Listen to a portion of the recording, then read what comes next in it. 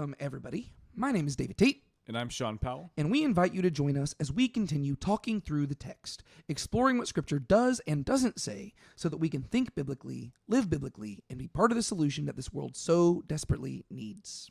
Dust off your sandals and strap on your tassels as we climb up the mountain to unlock the 5 books of Torah in Season 1, the Sinai Sessions. Today we're going to be talking about Genesis chapter 41, verse 1 through chapter 44, verse 17, otherwise known as Parashah Miketz, at the end. And that's referring to at the end of the 2 years, whenever the cupbearer suddenly is going to remember Joseph. So, Sean, I got to tell you, this is probably my favorite section that we've gone through in Genesis so far. Every single time that I read this story, I love it more. And throughout the years, I mean, you've known me long enough, I always kind of like try to figure out like what my favorite story in Scripture is. Obviously, when you get to the New Testament, you get to Jesus, and that's got to be the best story. But when it comes to just like literature in the Bible and like which story is the best, I always go back and forth between the David story in 1st and 2nd Samuel, and then the Joseph story in Genesis. And man, this time reading through it, I think the Joseph one's got to win. Just because of how great it is, and specifically it's the stuff that happens in this passage. And so before we get into your recap of last week, what are your thoughts about this section, and how did you enjoy reading it?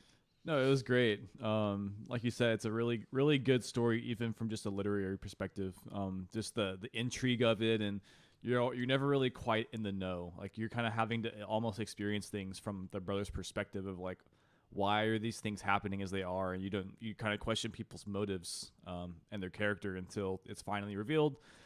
And then you get to kind of go back and reread and be like, oh, that was what's going on the whole time. It's like, almost like a murder mystery. Yeah, well, it really is impressive because the way the author tells the story is that they give us more information than the brothers of Joseph have. But he does not give us all the information to where we don't know Joseph's motives. And even after, spoiler alert, by the end of today's section, Joseph is still not going to reveal his identity to his brothers. That's not happening till the beginning of next week's section. And even whenever he reveals his identity, he's never going to clearly spell out the motives. Mm-hmm. And so really the author is just entrusting us as readers to look at everything Joseph does. And we're going to talk about it today. There are a lot of very weird things Joseph does. And we got to figure out why. And so today in this section, we're mainly going to be raising a lot of questions. And then hopefully we'll answer some of those questions along the way, but we're going to answer most of those questions next week because I think that it's kind of best to just let that intrigue sit. But before we get to all that, we're kind of getting ahead of ourselves here. Yeah. We need to recap last week's section just so people know where we're at. If this is their first time watching this, we need to get them caught up to date. Where are we at in the book of Genesis? We're in the story of Joseph, but can you recap for us what happened last week? Yeah. I'm going to give you 1 minute. Well, I'm just going to start the timer, and you're going to try to do it in a minute or less, and we'll see how well you do. Sound good? All right. All right. 3, 2, 1, go. So basically, we get introduced to this guy named Joseph, who's one of Jacob's youngest sons. Mm. He has a couple dreams where he believes that he's being put over his brothers, and his brothers grow to dislike him. Jacob sends him to go check after his brothers in Shechem. He ends up being sold into slavery, and he goes down to Egypt. We kind of pan back over to Judah. We get a story with him and Tamar, where Tamar is being deprived of having a husband, and so she takes matters into her own hands, sleeps with Judah, ends up having a kid. We pan back to Joseph in Egypt, and he is being set over the house of Potiphar, which is the captain guard of Pharaoh. He ends up getting betrayed by Potiphar's wife. He gets thrown in prison. But then a couple people in prison have dreams that he interprets, and basically, one dies and one survives, but the guy that lives forgets to remember him and tell Pharaoh about him. Yeah. Oh, yeah, and I guess that's where it left off, yeah. Yeah. I was expecting you to keep on going, and I was like, oh, wait, no, that's where we left off last week. How long do you think that was? 51 seconds. 55 seconds. Dang. Maybe I stopped it a little bit too late, though. Who knows? Of course. Yeah, so like you said, most of last week's section was about Joseph, but then there's a random story in the middle of there about Judah. What's the deal with that? Yeah, so as we're going to, I think especially starting next week, we're going to especially see that as the story kind of unfolds, even Joseph himself will come to realize that he's not the main character. ultimately, Judah will be the one who receives, the firstborn. He will inherit the firstborn blessing and everything. And so while Joseph is an awesome dude, he is a relatively static character in that regard, which isn't a bad thing. I mean, it's actually a really good thing. But we're going to see that all of this, we have to kind of read this in mind of the fact that Judah is kind of the one we got to keep our eyes on. And so, we saw this story with Judah where he wasn't really such a great guy, but he also come to realize that. He came to realize that he was a really bad dude. Yeah. And we're going to see later on how that changes the way he acts. Yeah. And so there is this character development with Judah. Yeah. Well, so the way that Judah's story started, the first time we really saw him do anything in the text, is that he is the one who suggested, hey, let's sell Joseph into slavery so that rather than killing him, we can make some money off of him, which is already a really bad thing. And the way that today's section is going to end is with Joseph Judah standing before Joseph and appealing to him. And where today's section ends is probably the most dramatic moment. There's so many dramatic moments in today's section to where one of them, I'm literally going to argue, it might be one of the most dramatic verses in the Bible. But the way that today's section ends is with Judah before Joseph. And it's such a dramatic moment because everything hinges on this. And what's interesting is that, again, we don't know Joseph's motives at this point in the story. And so we don't know what his end goal is. Yeah. Because one thing we're going to talk about is that it's very clear that Joseph has an agenda, but you don't know what that agenda is. But then in the midst of the whole story, he's going to keep withdrawing from his brothers and crying. And you're like, what's going on here? Yeah. And so it's going to be very intriguing. And ultimately, the story is going to come down to Joseph and Judah. And it's going to turn out, like you're pointing out, that Joseph isn't as much the main character as he is the one who was paving the way so that the main character could survive. And Judah's going to be the one who actually is the surprise main character in the story, which is really a cool, clever twist. And so that being said, let's actually hop into the text itself because I keep talking about, the brothers standing before Joseph and everything. And last time we left Joseph, he was still in prison. So we kind of got to explain how he got out of prison. And so we pick up in chapter 41, and I will warn y'all ahead of time. I was telling Sean this before we started recording. Whenever we get to this section in Genesis, since really this portion of Joseph's story is just like one long story, I mean, pretty much all the other stuff, if you compare it to the other stories we had in Genesis, it's very episodic stuff. Whereas when you get here, it is a lengthy story that details this back and forth to where it's literally cause leads to effect, and it's just one event flowing from the next. And so in this section, I'm probably going to keep misnumbering the chapters, and that's because I kind of view chapters like 41 through 44, and really I guess through 45, as just like one cohesive unit. And so I always misnumber the chapters, but we're picking up in chapter 41 today, and we're going to go through the first half of chapter 44. And so can you just recap for us maybe just the first, 36 verses of chapter 41. So basically, up until the moment that Joseph is actually promoted. Okay. Yeah. Yeah. I mean, that's probably like one sentence right there. Basically, Pharaoh has a dream and Joseph interprets it. Yeah, but go a little bit more in depth into, I guess, like what the dreams are and stuff like that. Yeah. Okay. So Pharaoh has two dreams, and they both involve the number 7. There's 7 cows and 7 wheat stalks, corn stalks. In both cases, there is a pair of 7 healthy, cows or stalks, and then there's a pair of 7 bad ones. And the bad ones will eat up the good ones, but they won't. They'll stay ugly and like shriveled. Yeah. And so obviously Pharaoh gets stressed out by this, and so he calls all of his greatest advisors and anyone who would be able to maybe interpret this dream, magicians, but no one's able to. And so finally the cupbearer remembers Joseph, and so he brings Joseph before him. And he asks him to interpret this dream. And Joseph basically tells him, there's going to be 7 years of abundance, then 7 years of famine.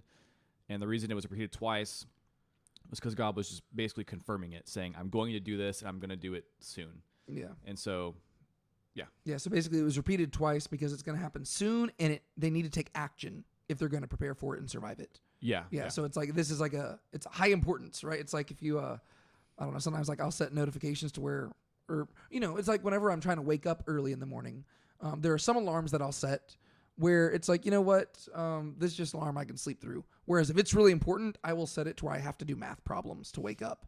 To where, and like, depending on how badly I need to wake up at that time, I will increase the amount of math problems to where it's like, there are times where it's like, if I cannot sleep in past this time, I have got to set like 20 math problems. I'm just sitting there like, ugh. Yeah. But it's kind of like that, to where this dream is like, he's sending it twice because he's saying you need to take action in regards to this. One thing that I did notice when translating the passage is sometimes our English translations, they kind of they like the way that they describe stuff is they condense it down to make it much more easy to read for an English audience. And so whenever Pharaoh is talking about his dream, he says, and behold, verse 2, from the Nile there came up 7 cows, sleek and fat, and they grazed in the reeds. And when you're actually looking at the Hebrew phrase there, it says, and behold, from the Nile came up 7 cows, beautiful in appearance and fat of flesh. And so it is sleek and fat, but I thought it's interesting because the phrase beautiful in appearance is one that we've seen previously, and it's specifically associated with like we've seen it associated with like the matriarchs of the family, right? So Sarah and Rebecca and Rachel, but then we most recently saw it associated with Joseph, to where he was beautiful in form and beautiful in appearance like Rachel, his mother.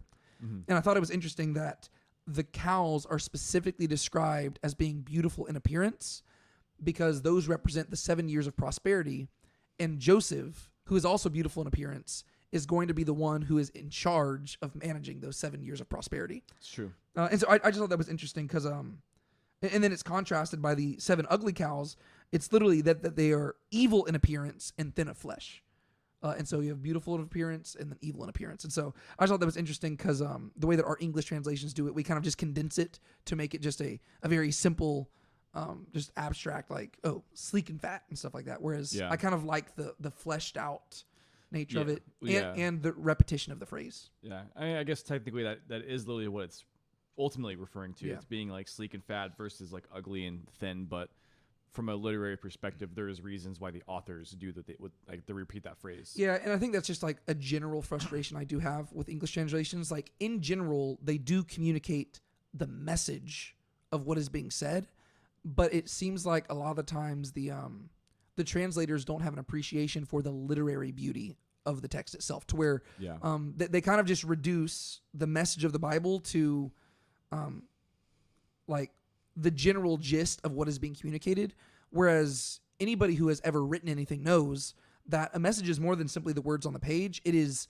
the literary and artistic flourishes that are used to communicate those words. Yeah. And so I kind of wish that our English translations reflected that more. I think Robert Alter does a good job of that because he approached it as like a literary critic.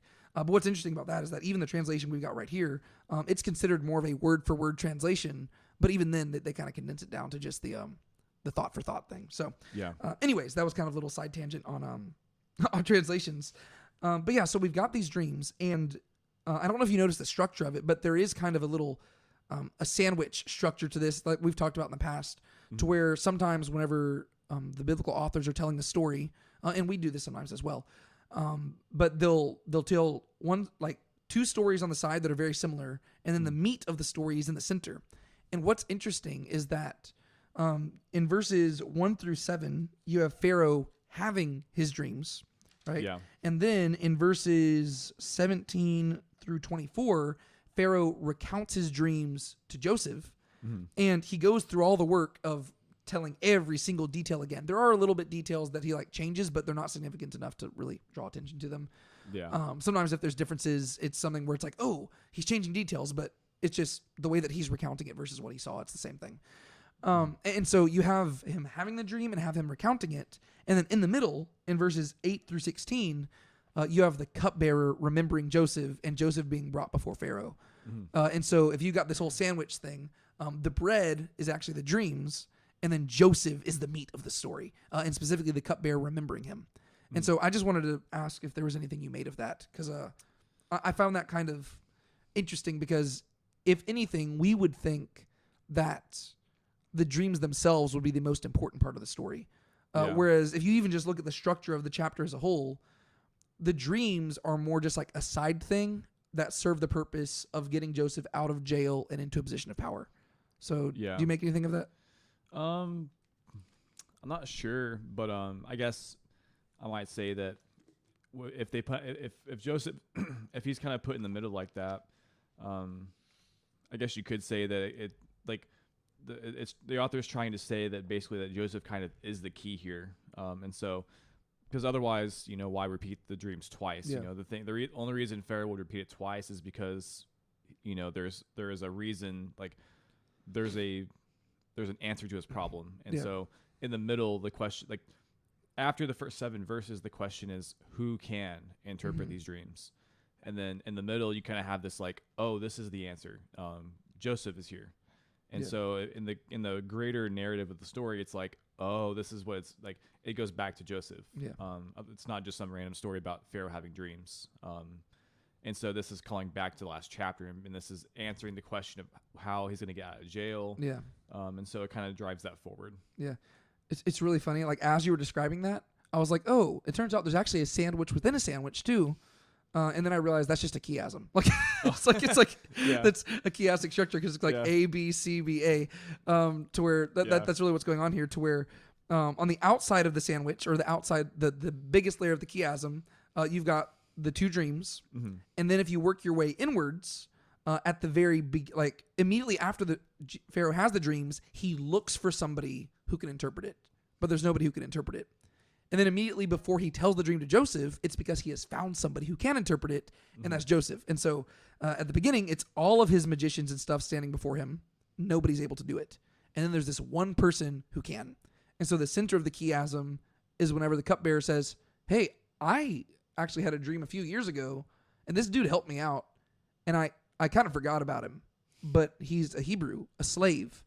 And even the language there, again, I don't want to bag on translations here, but the way that he's introduced there, like here it says, now there was with us a Hebrew youth, a slave of the captain of the bodyguard. And there's nothing wrong with that, but I feel like how it's worded in Hebrew just kind of like, it allows the moment to like, again, it's such a small thing that most people will not care about. But from a literary perspective and like an emotional perspective in the story, there's like a little bit more weight to it. Because it says, and there was with us a young man, a Hebrew, a slave of the prince of the guard, to where it kind of like rolls off the tongue of like there's like this like cadence to it, to where when he's being introduced, even though Joseph is just a prisoner, you kind of just feel like, oh, like this, it almost feels like whenever, I don't know, a UFC fighter is being announced. It's like, and in the red corner, there is the Hebrew, the slave. It's like It's like a king being introduced. It's like, King Joffrey, first of his kind, all the titles and stuff. Yeah, and so like I feel like the way that the Hebrew phrases that is that it builds like the moment Pharaoh hears about this guy, it's like, oh, I want to meet this guy. Whereas the way that we translate it in English is like, oh yeah, by the way, there's this Hebrew guy. And I just kind of wish that you like felt the oh, okay, like this is like it's like all of a sudden Pharaoh realizes, oh, this might be the guy who's going to solve my problems. Which is pretty cool. And so Joseph is brought before Pharaoh. Bless you. Thank you. Joseph's brought before Pharaoh, and it turns out that he was not simply a one-trick pony. It turns out he's very good at interpreting dreams, but he even clarifies that it is not in me. God will answer concerning the peace of Pharaoh. It translates it as welfare in this translation, but it's literally the shalom. Yeah. Which has been a theme that we've been seeing throughout Joseph's story, to where Joseph was sent to go check on the peace of his brothers. And now he's here, and he says that God will answer concerning the peace of Pharaoh, because Pharaoh's like, trembling, and he's terrified and stuff. And he says, God's going to give you peace. And then later on in the story, Joseph's going to turn to his brothers and say, how's your peace? And that's going to be interesting. We'll talk about that. Yeah. But so he clarifies, he says, you'd kind of expect to see this like a modern movie trailer, whenever, or like, in modern movies, it's like, no man can defeat them. And then a girl comes out and says, well, good thing I'm not a man. Yeah. Well, earlier in verse 8, it says, and Pharaoh recounted to the magicians the dream, but there was no one who could interpret them to Pharaoh. And now Joseph comes up and says, correct. Nobody can interpret it, but God can. And so this is where he's kind of like saying, well, yeah, I'm just going to be the vessel through which God interprets. And so we saw that back whenever he was interpreting for the cupbearer and the baker. Joseph always gives credit to God. I probably need to go double check this. What I do find interesting is that I don't know if Joseph ever uses the name Yahweh whenever he's describing this. Like whenever he says that like everything belongs to God. Like I know it's like the text says that Yahweh was with Joseph, but whenever he's talking to these people, I don't know if he ever uses like God's name. But I think that there might be a reason behind that. I think one thing we need to keep in mind is that if I'm reading Exodus correctly, it seems like Yahweh's name, even being in Genesis at all, might be Moses himself inserting it in. Mainly because whenever Yahweh shows up to Moses, he says, "To your ancestors, I did not make my name known." And so I think it's possible that they only knew him by the names El Shaddai, El Elyon, stuff like that. And so Yahweh is like Moses communicating to the Israelites. That's who they're dealing with. And so it would make sense that Joseph doesn't call him by that name. But also, Joseph is talking to Egyptians who probably, they would have no idea who Yahweh is. And so it makes sense to just say God. But I think we have good reason to believe that Joseph is not worshiping other gods, even though he is practicing divination, which is interesting. That's true. Yeah, but what I meant whenever I said that he wasn't a one-trick pony is that before, whenever the cupbearer and the baker came to him, those were two separate guys who had two separate dreams on the same night, and Joseph said they had two separate interpretations. And now you have one guy who has two separate dreams on the same night, but Joseph clarifies that these are not two separate dreams, but they actually are they're two separate dreams, but they only have one interpretation. And so we get to see that Joseph really does have this special insight to where he's not simply making stuff up. Because hypothetically, if he treated both scenarios the same, you could say that he was just being lucky, or that, if the cupbearer and the baker came to him and they gave him two dreams and he gave them the same interpretation and one was right and one was wrong, that just means that, you could say that he technically was right 50% of the time. But then if he was right about both of them, then he's just lucky, right? But here we get to see that whenever dreams are given to him, he always interprets them correctly. Right? And so if somebody comes to him and they've got two dreams, he can tell if they're the same interpretation or they're different, even with the cupbearer and the baker, the symbolism in the dreams were similar enough.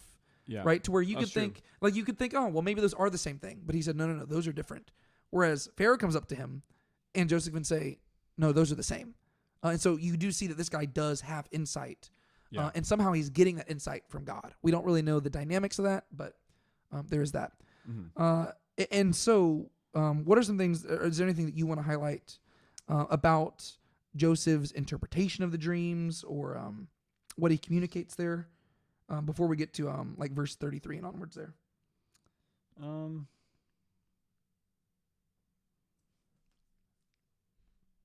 Nothing in particular right now.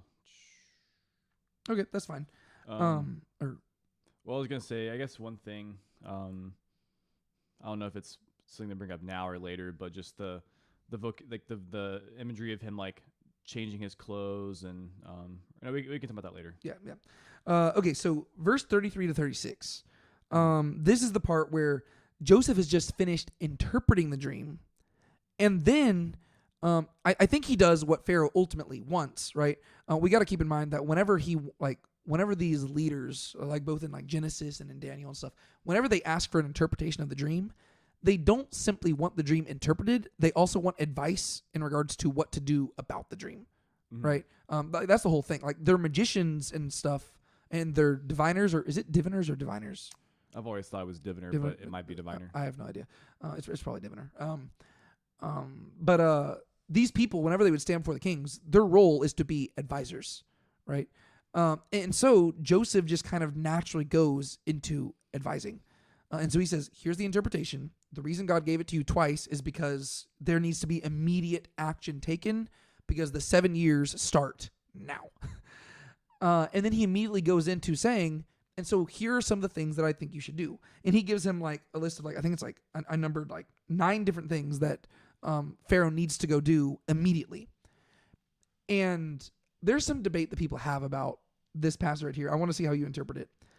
Some people think that the way that Joseph is phrasing this is that he is heavily hinting at the fact that he should be the person that Pharaoh puts in charge to do all these things. We know that that's ultimately what Pharaoh is going to do. The question becomes, is that what Joseph is hinting at? What do you think about that? Whenever I read it, I didn't really get the impression that he was hinting at himself. I mean, I guess as Pharaoh obviously concluded, it made sense to do that because if he has the insight for to interpret the dream, it follows that he probably has a good understanding of what to do. But I get, like you said, it's hard to say because it doesn't tell, the text doesn't say, and you could say that Joseph already has a long-term goal in mind, and so he's he could be planting those seeds already to get Pharaoh to put him in charge so that he can take care of his brothers. But it's hard to say whether he knows that yet. Yeah, I would kind of agree with that. To me, it seems like when people suggest that, I think there is a way to read this to where it could be very tongue-in-cheek, where Joseph's saying, so what Pharaoh should do is appoint a wise and understanding man. No one of those. It's you could read it that way, but to me, if you remember just the context in which Joseph is in right now, it seems almost unrealistic for him to expect that this would ever be him, unless God had revealed it to him ahead of time. Hey, by the way, you're going to be this guy. Because, I mean, I don't know. This is like the president of the United States just grabbing a random prisoner and asking for I don't know, literally to interpret a dream he had at nighttime. That prisoner would not think that his interpretation of the dream would suddenly land him the vice presidency. Yeah, exactly. And so it's one thing where it's yes, there is a way to read this where you can think, oh, Joseph probably has himself in mind, but I don't think so. I think that, because I guess some people might want to think that it's almost like Joseph's arrogance or pride or something like that, whereas I think that there might be just a temptation, given everybody else we've seen in Genesis so far. I think people sometimes want to find chinks in Joseph's armor. Yeah, exactly. Because he almost seems too good, given the family that he's given what we know about humans in general, and given the family that he was born into, and given all that he's endured, he just seems too good to be true. Because even from the beginning of his story, we talked about how whenever he was first telling his brothers the dreams, some people try to accuse him of being cocky there, whereas I think that he knew that these dreams came from God, and he was like, I got to tell somebody. And so I don't think he was trying to be cocky. I think he was just telling them, hey, this is what the dream was. And he didn't even interpret it. He told them the dream, and they put two and two together. And so, I don't know. I think sometimes people might be reading a little bit too into it, but it is a possible reading. Yeah. And then Pharaoh's going to interpret it as, oh, well, who better than you? Which is really, if you're Joseph, to me, I would think that he'd be more blindsided by that. Being like, oh, I don't know. At this point, if I were Joseph, I guess, I would be very tempted towards pessimism at this point in my life. Yeah. To where, if you just track his life story, he was dad's favorite. And the only thing that earned him was his brothers turning against him and betraying him and selling him into slavery. He rose up and he became Potiphar's favorite. And the only thing that earned him was the attention of Potiphar's wife. And that landed him in jail. He became the jailer's favorite. And the only thing that earned him was being in charge of the jail. And then he ends up helping this one guy out. He interprets the dream favorably. He asks the guy to remember him. The guy forgets him for 2 years.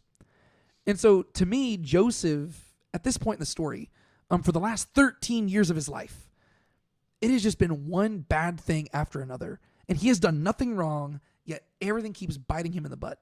Yeah. And so at this point in the story, I imagine he's just interpreting this for Pharaoh, giving him advice, not expecting anything in return.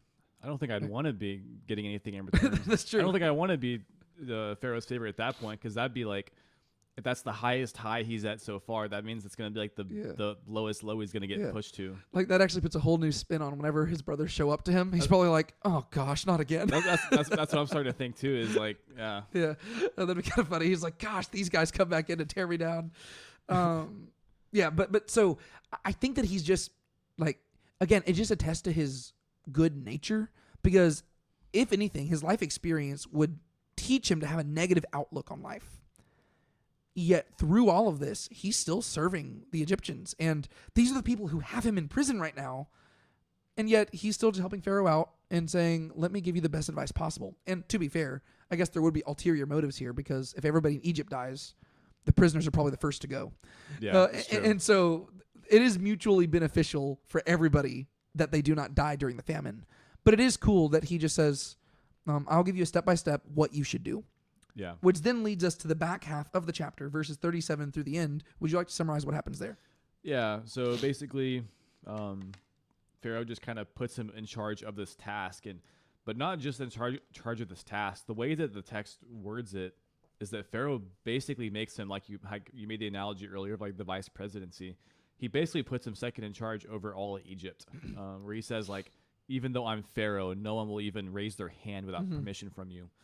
And so he gives him a ring, he gives him like clothes, like royalty clothes, and then he gives him a wife. So he like establishes him, like he firmly establishes him in Egypt as an authority. Yeah. Well, and he even gives him a new name, which is it's true. I'm trying to remember what the name, like, I think people debate about what the meaning of the name is, but the name is Zaphanath Paneah, and as I've been translating it, I've been trying to write down like what words mean. People debate about this because you have an Egyptian naming a Hebrew, and the word seems to be relatively in Hebrew, but like if it came from Egyptian, I mean, we just probably would have less idea of what it actually meant. Yeah. But I think the general consensus is that the word means the God who speaks, or the God speaks and he lives. That's what some scholars seem to think it means. I don't know how they get that. I'm assuming it comes from more Egyptian than it does Hebrew, because I don't see anything in Hebrew that would suggest that it's about like God or anything. But so the God speaks and he lives, and so this could be kind of a pun on God is speaking through Joseph, and therefore Joseph lives. But it is also God speaking through Joseph, and therefore Pharaoh and the Egyptian people live. Yeah, and so that could true. be kind of tied to the name. But yeah, so he's given a new name, he's given a wife, he's given all these things. There was a connection that you came up with, or that you noticed in regards to this story and then the Tamar and Judah story. Would you like to highlight some of that? Yeah. I don't know exactly how important it is, but it is just something I noticed. But so far in this story, we've well, I guess really this would be a connection that spans the whole Joseph story. But so far we've had Joseph, who has, first he got, sold into slavery. So he had this like first like fall, or even like metaphorical death. And then he got put in prison, which is like, actually, yeah, he was in the prison for 2 years. And so this was also like a metaphorical like fall or death. And then when he was in prison, he got forgotten about. But then at this point in the story, he's being provided for. He's been given a ring. He's been given new clothes and a wife. And wife equals a kid. So this is like a legacy. If you go back to the Judah and Tamar story, Tamar, in a somewhat similar situation, she had a husband who died, and then a husband who died, and then she was promised a husband that forgot about her, or Judah forgot about her. And so she ended up taking matters into her own hands, and she changed her clothes.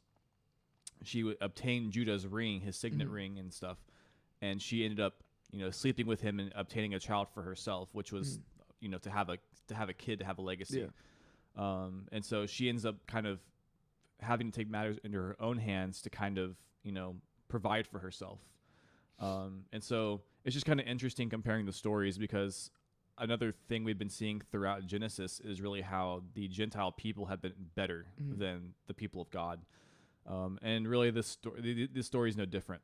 You have Judah and Tamar, where Judah is the one who is denying Tamar, this kid, this provision, where he's basically cutting her off to death, because if she has no kid, she can't provide for herself. And I guess ultimately it's the same thing with Joseph too. He is ultimately the one responsible for a lot of what's going on with Joseph, where he's the one who helps try to kill him, but then also has the idea to sell him off into slavery. And so, Judah denies Joseph the same thing, except Tamar had to take matters in her own hands, but she was like, in that story, she was the better person. The Canaanite was the better person than, Judah. And here you have Pharaoh, who's actually providing for Joseph in a much greater way than Tamar ever obtained for herself. And so in both cases, you have like these Gentile people who are providing for the people of God, but also they're being way better than the people of God. Yeah. Well, I think that is an interesting contrast, because both both Joseph and Tamar are victims of Judah, to where Tamar, she is only good to Judah so far as she can provide something that he wants. But the thing is, the moment his sons start dropping dead, he just abandons her. Whereas Joseph, Judah's just jealous of Joseph. And so all the brothers conspire to kill him. But then Judah says, well, hey, let's make some money off this. Let's sell him into slavery. And so both Judah and Joseph are victims of Tamar. Sorry. Both Joseph and Tamar are victims of Judah. Mm-hmm. And then if you keep reading the story, it's like the first two false stories, I guess, that you have here are both in regards to like sin, right? So Judah's first two sons are killed because they're evil in the eyes of God. That's true. Yeah. And then you have Joseph, and the first two false stories he has is, on one hand, his brothers betray him, and so he ends up enslaved. And then secondly, Potiphar's wife accuses him falsely, and so he ends up in jail. And so there's two sins that result in two metaphorical deaths, right? Literal deaths with Judah's sons, and then metaphorical deaths where basically everything Joseph had going for him dies. Mm-hmm. And then you arrive at this third one where Judah has a third son, but he chooses to forget about Tamar, right? He didn't actually forget her, but that's how he kind of presents it, to where he says, oh, I'll come get you whenever, my son's old enough. And then he just kind of forgets about her, whereas he intentionally did that. Yeah. And that's what leads her to take things into her own hand. Whereas for the cupbearer, he just accidentally forgot. Like, it wasn't intentional. He just accidentally forgot about him. And the moment he could remember, he brought it up. And so you do have this idea that, Judah, who is kind of going to be going forward throughout the rest of Scripture, the figurehead of the Israelite people, he is, really, really bad. And he is the one doing really messed up stuff.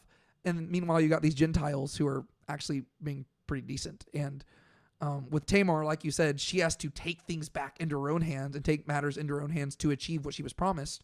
Whereas Pharaoh just kind of hands it to Joseph unexpectedly. Yeah. And so it is an interesting comparison and contrast whenever you look at it that way. Yeah. And then even within just the story of Judah so far, it's with Judah and Tamar, that's the part in his character development when he realizes that he's not a good person. And this is after he's already sold Joseph. And then you get the story in between of Pharaoh giving all these things to Joseph. Mm-hmm. And then the next time that Judah meets with Joseph, it's like he's having a chance to kind of redeem himself. Yes. And, to basically take back what he did. And I'm getting ahead of myself, but he'll something he'll say later on. It's almost like he is reversing places with Joseph. Judah's story and his character arc in the book of Genesis is one of the most slept on but amazing, chef's kiss story arcs in the Bible. Yeah. And I can't wait to talk about it next week. But again, it's we don't want to get too far ahead of ourselves, but it's such a good story to where when you look at Judah so far in the story, you're like, this guy's the worst. But by the end of today's section, we're going to begin to see, something's happened with Judah. And really that chapter 38 is where you begin to see the shift, because Tamar exposing him in front of everybody, it really seems to have gotten him thinking, to where the Judah that we meet in this story is very different than the Judah that sold Joseph into slavery. And so, and spoiler alert, it seems like that's kind of what Joseph's intentions are with all the crazy stuff he's going to do to his brothers. It seems like he's wanting to kind of expose their hearts a little bit. And so, you have Tamar. I've probably spent too much time on this, but it's just to, again, just emphasize it.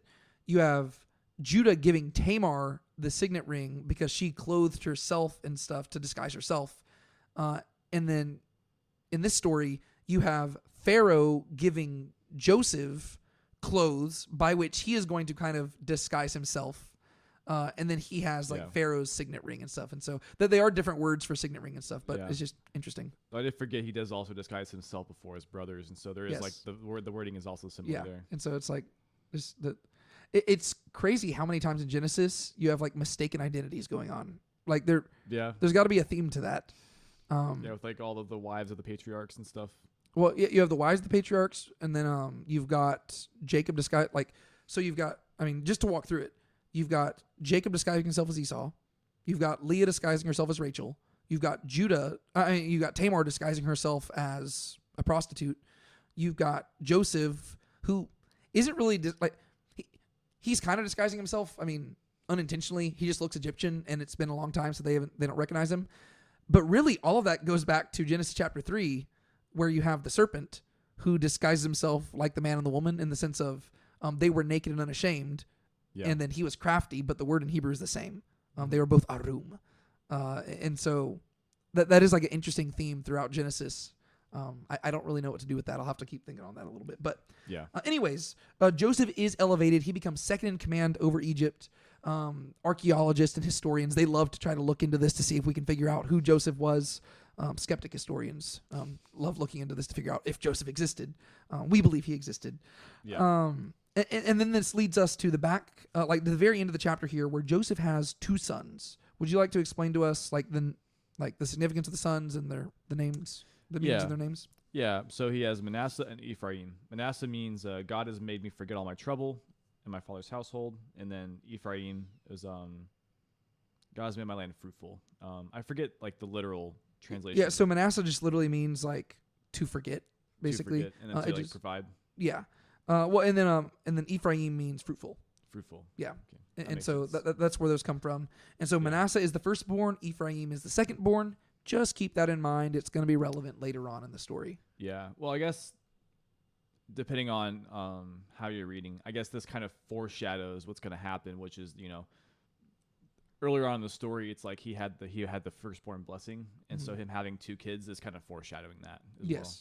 Yeah, and then I also, I don't remember even what I wrote about this, but in many ways, like Manasseh speaks to God's faithfulness despite everything in the past, and then Ephraim speaks to God's faithfulness in the present, because God has caused him to forget what has happened in the past, because now he's in a place of stability, and then God is presently being faithful in the moment, and so he gives credit to God in both of these.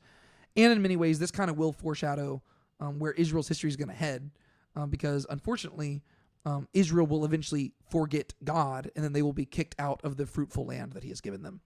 And that's true. There's going to be a king whose his name is Manasseh, and he is kind of the one who is credited for bringing an end to the kingdom. Yeah, that's true. So there's that. And then you get to the very end, and I'll just read it. Then the 7 years of plenty, which had been in the land of Egypt, came to an end, and the 7 years of famine began to come, just as Joseph had said. So there was a famine in all the lands, but in all the land of Egypt there was bread. Then all the land of Egypt was famished, and the people cried out to Pharaoh for bread. And Pharaoh said to all the Egyptians, "Go to Joseph, whatever he says to you, you shall do." Now, I know you found a connection in the next 2 verses, but I wanted to highlight a connection in verse 55 right here. Whenever you see somebody say, "Whatever he says to you, you shall do," as a Christian, what passage does that immediately make you think of? The wedding in Cana. It makes you think of the wedding in Cana in John chapter 2, whenever all the wine has run out, and Mary seems to be in some sort of like she's like the wedding coordinator or something like that. Yeah. And people come to her, and she says about Jesus, like, "Whatever he says to you, do." And then Jesus goes and tells them to fill up the jars with water. He turns the water to wine. He saves the day. Do you notice any connections between those 2 stories? Yeah, well, both of them involve running out of, food or wine. And so, like, there is this, like, in both cases, the person at the highest authority is deferring to this other person to provide for the people. Yeah, so in the Joseph story, you have Egypt has now run out of food. And so the people come to Pharaoh and they say, "Go to Joseph, he'll provide food." And he does. Yeah. And then you have, in the wedding in Cana story with Jesus, you have the wedding ran out of wine. What do? You go to Jesus and he'll provide. You notice the big difference though? Joseph needed 7 years to prepare for this. Jesus, he just does it. That's true. To where Jesus, like, literally his mom comes up to him and says, "Hey, we ran out of wine." And he says, "Woman, what does this have to do with me? My time has not yet come." And then she just says, "Whatever he says to you, do."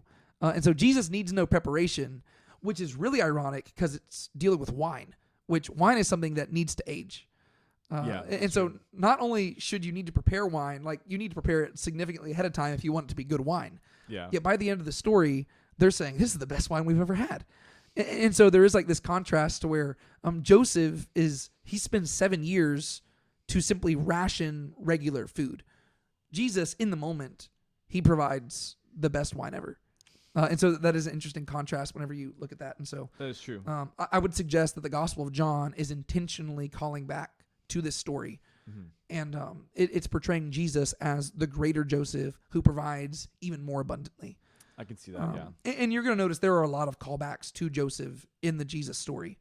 For sure. Just because of, Jesus is the ultimate suffering servant like Joseph who will ultimately triumph. Yeah, so no wonder that there's the whole like Messiah ben Joseph. Yes. Verses 56 and 57, you had a connection there in regards to the flood. Would you like to highlight it? Yeah, sure. Yeah, I just I had noticed some of the wording of these verses made me think of the flood story. And as you also pointed out, it is almost like a inverse to where like with the flood story, you have the whole earth being ruined, and there is like a water flood that comes in and destroys the land. And so with the flood story, you have a guy named Noah who God gives instructions to build this ark and to put animals in it. And so he's going to preserve them over this he's going to give them an appointed time to prepare, and there's an appointed time for destruction. This metaphorical, this time of destruction. In the same way with the Joseph story, Joseph kind of plays both the role of God and Noah, to where like Joseph talks to Pharaoh, and he's the one who interprets and gives him instructions on what to do. He basically tells him to construct the ark, but then Pharaoh turns back around and gives him the charge of it. So he ends up becoming the role of Noah. And that connection makes sense because of Joseph's role in the story so far. Every time he interprets dreams, he clarifies that it is God speaking through him. And so that's true. He is functioning as both the voice of God, but also the prophet, basically. Yeah, that's true. And so he has this appointed time to where he is preparing. And as it says, like the whole earth, like it's the wording of the fact that it talks like the whole face of all the land and all the earth. This idea that there is like this worldwide like anti-flood. But in this time period, he has created this metaphorical ark to where these storehouses, he has brought all this bread into it. And so the people come to this ark to be preserved through this, time of famine. And so he kind of like the same way that Noah was supposed to like give rest to the land, he is kind of giving rest to, the people of Egypt. Yeah. Which is also interesting because I guess it kind of sets up where we're heading in chapter 42. Because if anybody is going to be saved from this famine, the number one people we need to be saved is the family of Jacob. True. And so now we're waiting for the moment whenever they are going to be called to the metaphorical ark to be saved. That's true. And so by the end of the story, they're going to be living in Egypt with Joseph. And so that kind of, I think we even talked about this earlier, but like weeks and weeks ago. But the way Genesis kind of ends metaphorically is with the with the people of the people of I think I talked about how this is how the Old Testament ends, not Genesis, but if the people of if Jacob's family are the people of God, by the time they end the story of Genesis, they're not dwelling in the land of Canaan. They're living over in Egypt. And so metaphorically, it's as if they are dwelling in the ark above the waters, and the waters have yet to recede. Yeah. And so that's kind of where Genesis is going to end. And ironically, that's where the Old Testament's going to end as well, to where the people of Israel and Judah, they have gone off to exile. They've come back, but the Messiah has not showed up. There is no king. The kingdom is still kind of in shatters. And so you kind of do have this imagery of they've been preserved and they're floating atop the waters, but they're waiting for the waters to recede and God to make a new creation. Oh, yeah. We talked about that with like the resting place. Yes. Well, yeah, because that language in particular, whenever it said that there was no resting place for the bird, it said there was no resting place for the palm of its foot, and that the only place that language shows up is in Deuteronomy, and it's talking about what's going to happen to the people of God whenever they disobey. And so ironically, the people of God are disobeying in a lot of this story as well, and so they're going to end up in Egypt, and they're going to be enslaved, and then God's going to take them back out. But this leads us into chapter 42, and this is where the story really just gets cooking. So would you like to summarize? Maybe just go verses 1 through 28. So before the brothers go back to Jacob. Okay.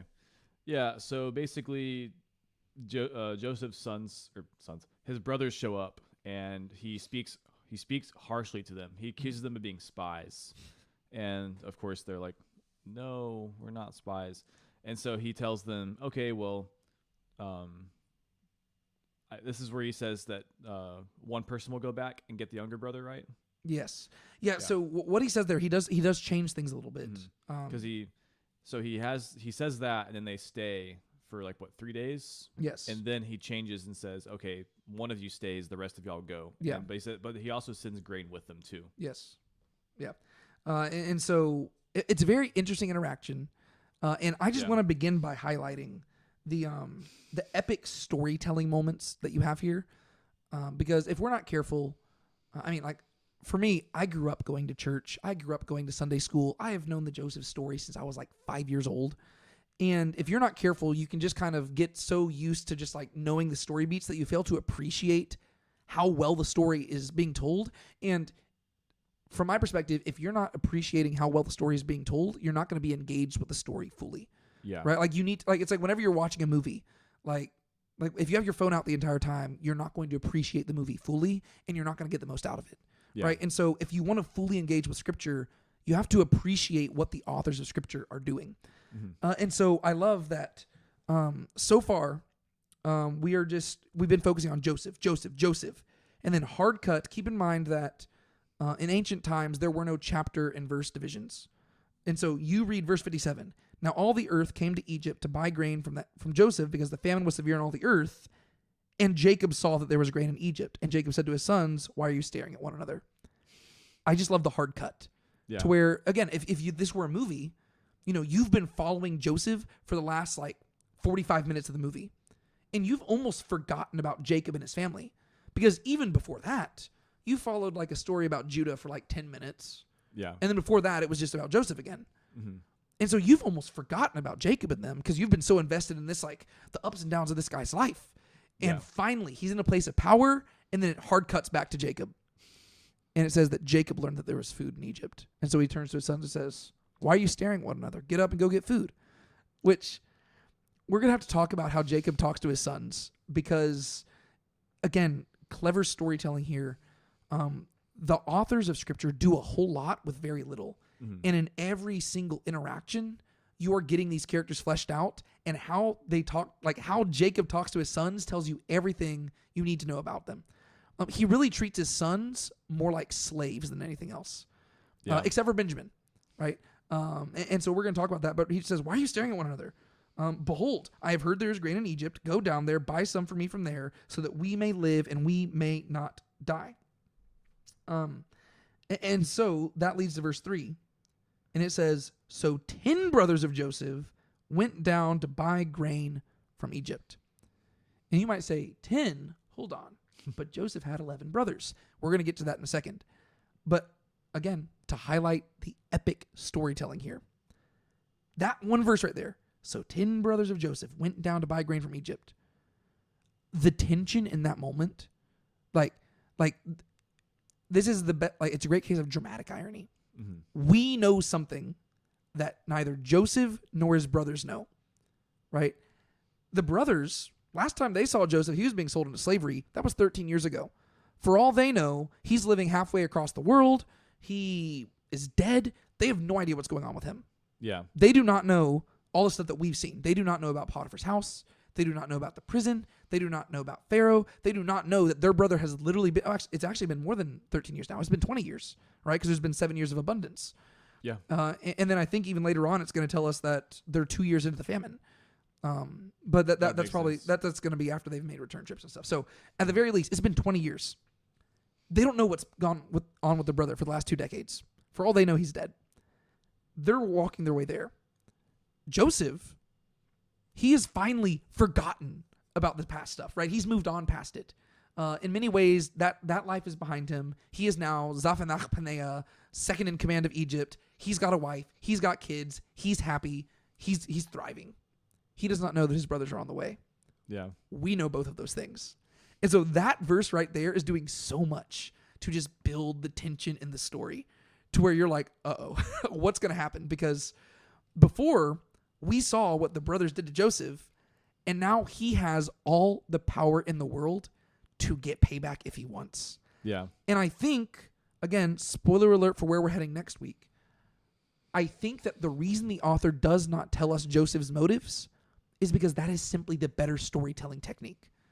Yeah. The author could, from the beginning, the author could tell us,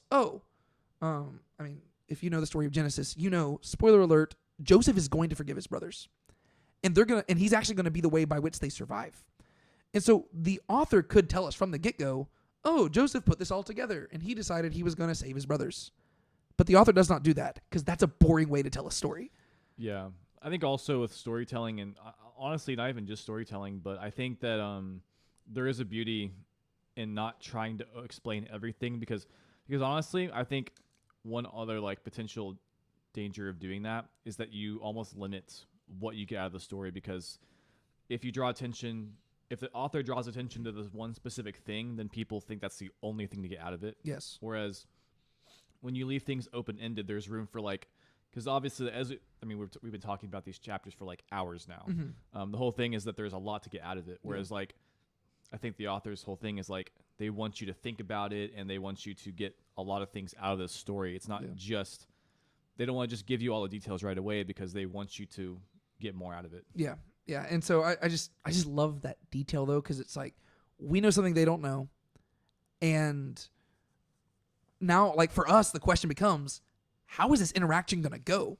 Yeah. And whenever Joseph comes out, guns blazing, says, "You're spies." And we're this is the worst possible news for them. But then as you keep reading the story, you're there's something complex going on here to where it's not as simple as just I think last week I compared the Joseph story to my favorite book of all time outside the Bible, The Count of Monte Cristo. And The Count of Monte Cristo, just to give you a basic rundown of the story, it is about a really amazing young guy who everybody is jealous of. His life is working out to where everything he ever wanted is going to be in his hands soon. And he's just a genuine guy who honestly deserves it. But because people are jealous of him, they make some lies up about him. He ends up being thrown in prison for decades. But then, through a cruel twist of fate, after he gets out of prison, he actually escapes out of prison. It's a pretty cool story. He gets out of prison. He ends up acquiring a whole bunch of money, a whole bunch of power. He goes back, he disguises himself as the Count of Monte Cristo, and he goes on this epic quest of vengeance for the whole story. And it's amazing. Because obviously the Bible tells us we should not be pursuing vengeance, but you can't deny vengeance stories are very satisfying because they appeal to our sense of justice. Yeah. Right? To where people are getting what they deserve. The Bible does not say vengeance is a bad thing. The Bible says that vengeance belongs to God.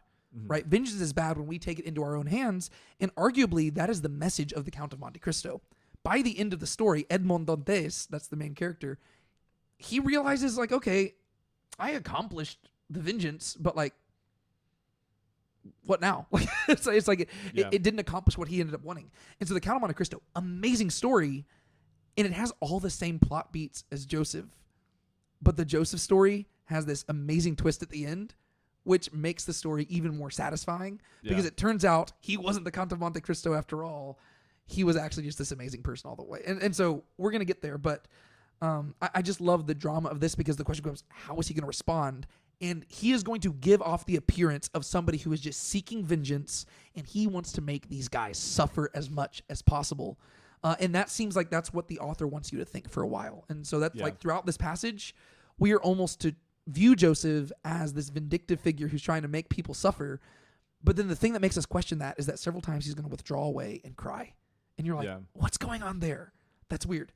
But like I mentioned, only 10 brothers went to Egypt. And so the question becomes, which brother stayed home? And I can guarantee you, even if we did not have verse 4, you would be able to guess which brother stayed home. Yeah. It's going to be Benjamin. Why? Because Benjamin is Rachel's second son. Yeah. And Rachel is the one that Jacob's been infatuated with this entire story. And so real quick, I wanted to highlight some things that we can perceive from this story simply by the fact that verse 4 says, "But Jacob did not send Joseph's brother Benjamin with his brothers, for he said, lest harm meet him." And so, right off the bat, this tells us several things. Firstly, Benjamin is the new Joseph. He is receiving special treatment. 20 years have passed. Jacob has not changed, right?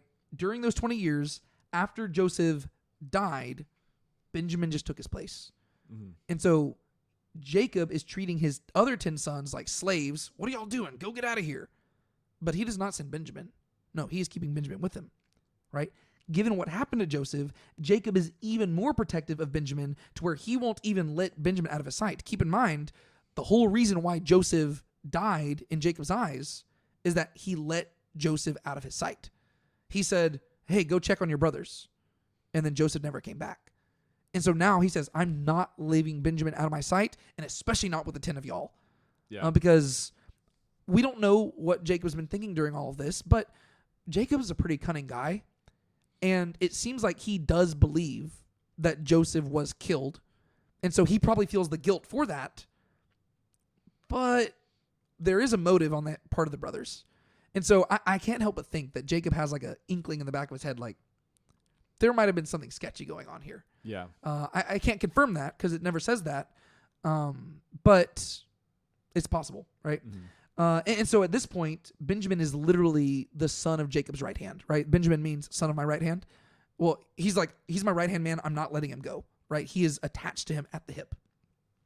Thirdly, we see that Jacob continues, even after all these years, to prioritize the sons of Rachel over his other sons. Not a good look, and he's not doing Benjamin any favors. Because, again, Jacob does not know what happened to Joseph, but we do.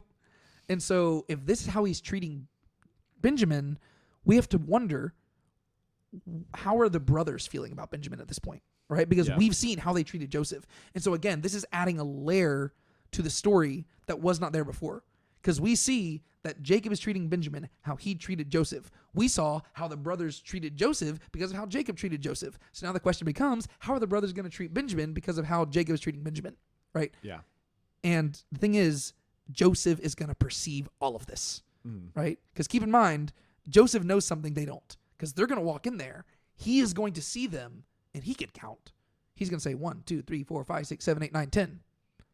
And you've got to think he's wondering, where the heck is Benjamin? Right? And this, I think that this is going to argue why he's like, you need to bring Benjamin.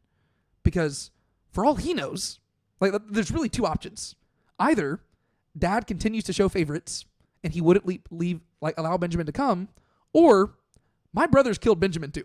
Like those are really the two options. Yeah. Because Benjamin's the youngest one, or I guess your third option would be that he just like died some other crazy death. But Joseph's a smart guy, right? So there's two options. This is either the brother's fault or Jacob's fault. Joseph wants to get to the bottom of this. Yeah. Yeah. And so the main thing I want to highlight is that just that one verse, it lets us know that the brothers have just as much, if not more, reason to hate Benjamin than they did with Joseph, right? Because they already disliked Joseph, but the thing is, Joseph was having these dreams, and it seemed like God was showing him favor, and Joseph was the first offense, right? It was like, okay, it wasn't really Joseph's fault, but they took it out on him. But now this is just getting cruel, right? They took Joseph out so that maybe their dad would like care about them more. And in many ways, the sons of Leah are kind of like Leah herself, right? Who just keeps hoping that Jacob will love her. But Jacob won't love her. He only loves Rachel. And so now all of the other sons are doing the same thing. Maybe if we kill Joseph, dad will love us. He still just loves Benjamin. And so this gives the brothers even more reason to hate Benjamin. And you have to keep that in mind as you read the story, because Joseph definitely keeps that in mind, right? And so in all this time, Jacob has not changed. The question becomes, have the brothers changed?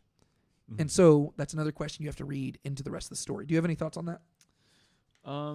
No, basically just the same thoughts you were going to say. I remember when I was reading verse 4, I was thinking like, I think most people assume the harm is referring to just like, general harm that might come on a travel. Whereas I was reading, I was like, I kind of feel like the harm that he's thinking of is probably more about like, I wonder if it's more about coming from the brothers. Yeah. Just because he's keeping the, Joseph in mind. But yeah. Well, I think there's that intentional ambiguity to where we never know what's going on in Jacob's mind, but we do know from previous stories that he's smart. And we've also got the impression that the brothers are not that good at concealing their hatred towards their brother. Yeah. And so... Yeah, and keep in mind, Joseph was like killed when he was like 17, right? 17. This has been 20 years that have passed, and so like... So Benjamin's probably a little bit older than Joseph was. I don't know if that's where you're heading with it. He's older than Joseph. I was just gonna say like. No, he's a little bit older than Joseph was at the time, is what I'm saying. I was gonna say.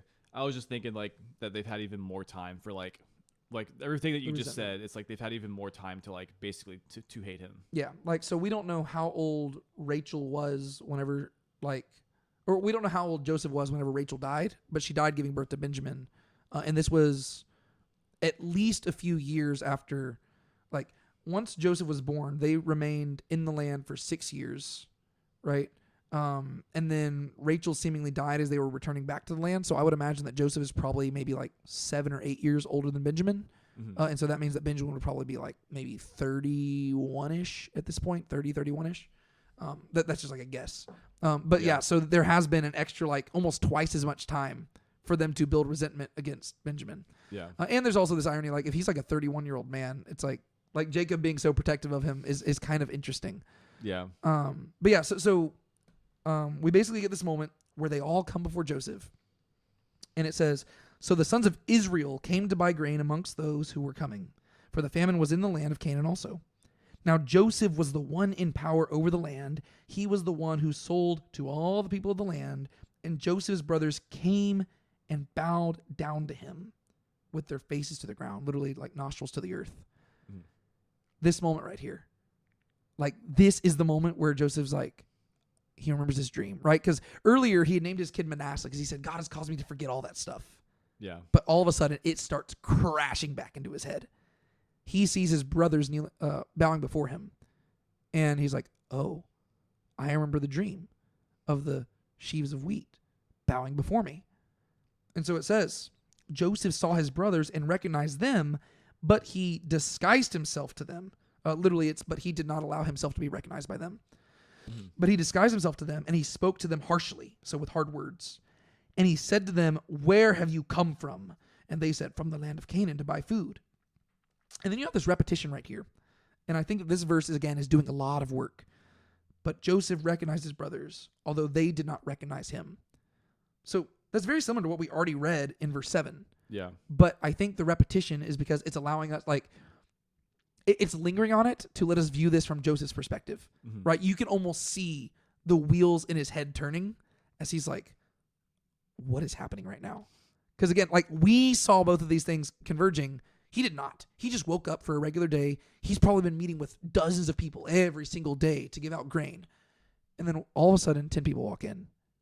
And he recognizes them because he's probably thought of them every single day since he left until he forgot about them, right? Yeah. Every single day he was like, again, we don't get insight to Joseph's like mindset behind all this stuff.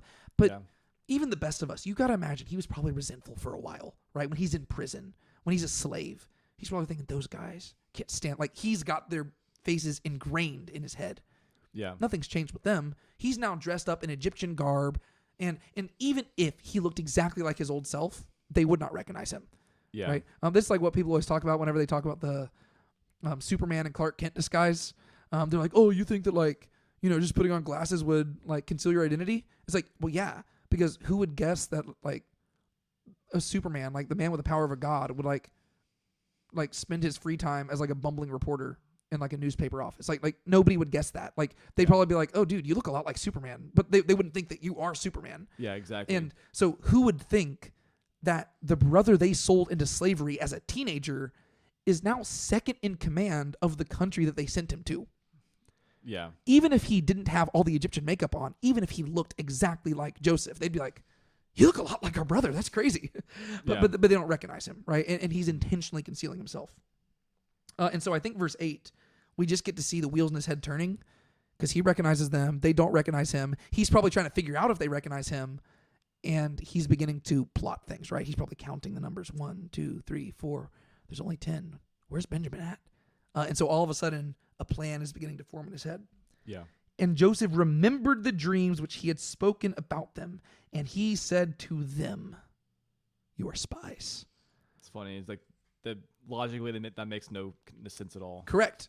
I agree. And so one thing I'm going to highlight in a second is with every single time the brothers come before Joseph, he does more things that raise important questions. And our goal is not to answer all the questions this week. Yeah.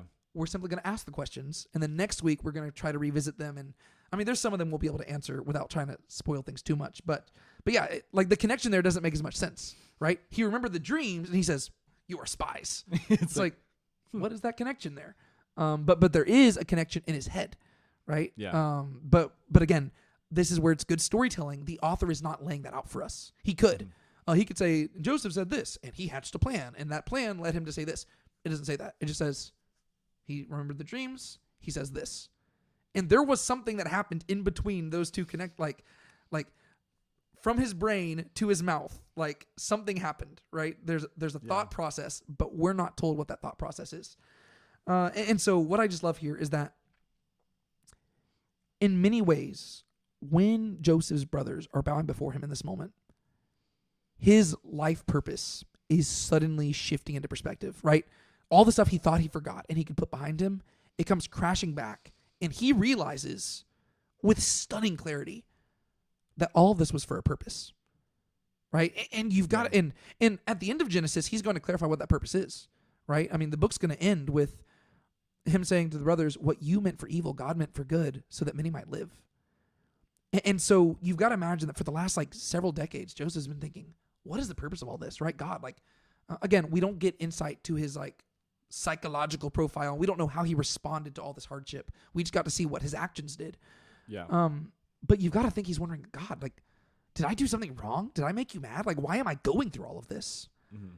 But then in this moment, as his brothers bow before him, that dream that he had when he was a kid comes to mind. And he realizes, oh, this was all orchestrated by God. And all of my suffering was for a purpose. And all of my suffering led to this moment right now. And so, like, you gotta realize what is going on in Joseph's head right now is probably crazier than anybody else has ever had to go through. All in a split second. In a split second, to where it's like they just walk in and it's like, oh, like they mocked him for this dream, and this is one of the reasons they sold him into slavery. And But that had to happen for him to be exactly. It's like so many things are going on in his head where it's like, oh, like there's no other explanation but God being behind it. But now the question becomes, what is the purpose of it? Mm-hmm. So it's very clear God wanted me to go through this to get to this moment, but why? Because nothing in the dream explained why. It just had people bowing down. And so now the question becomes, what is Joseph going to do with this power? Right? Yeah. He now has the power to just totally wreck the people who wrecked him. Yeah. And so is he going to use his power to harm or to heal? And like, that's the question. And as you read the story, it looks like he is trying to torch these guys. But as we're going to see, he has another agenda. And it's such a good story. I love it. And so one thing I want to highlight before I look at all the different crazy things that he's doing here, there is a language that I think calls back to a previous story in Genesis. Because if you start in verse 7, it says, Joseph saw his brothers, he recognized him. He says to them, where have you come from? And they say, from the land of Canaan to buy food. You jump to verse 9. Joseph remembered the dreams which he had about them and said to them, you are spies. You have come to look at the nakedness of the land. You jump to verses 12 and 13. No, but you have come to look at the nakedness of our land. They respond to him, your servants are 12 brothers in all, the sons of one man in the land of Canaan. And behold, the youngest with our father today, one is no more. There's this repetition of two words. Nakedness, Canaan. Nakedness, Canaan. Nakedness, Canaan. What story does that make you think of? Well, immediately makes me think of the story with Ham and like the nakedness of his father. Yeah, to where you have Ham coming, he sees the nakedness of his father Noah, and then Noah knows about this, and then he curses Canaan. Mm-hmm. Off the top of your head, I kind of just like sprung this on you. Are there any connections you can think of between these two stories?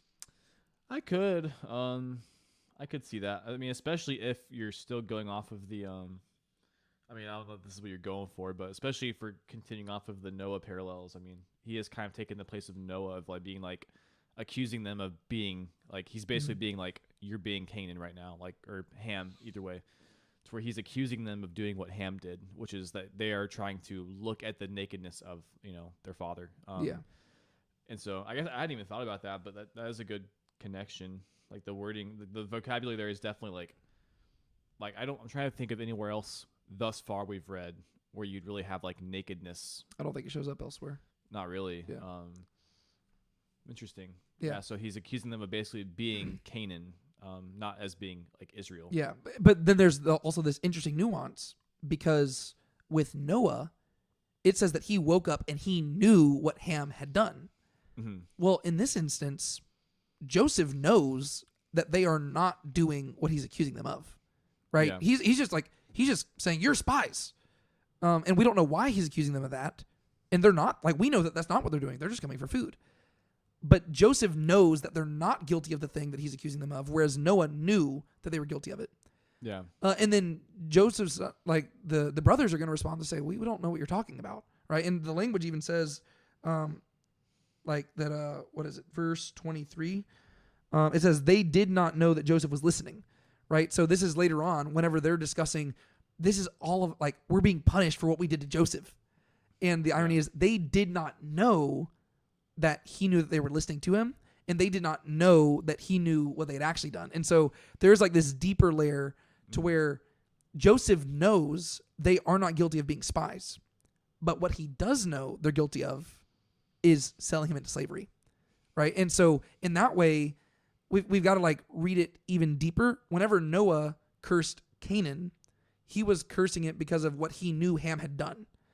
And now what Joseph is doing to them, it's not because he thinks they're actually spies. It's because he is responding to what he knew they had actually done, which was betray him to, and sell him into slavery.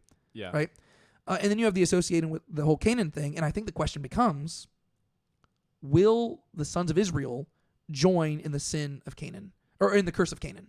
Mm-hmm. Right? And again, spoiler alert, I think that's kind of what Joseph is trying to test, right?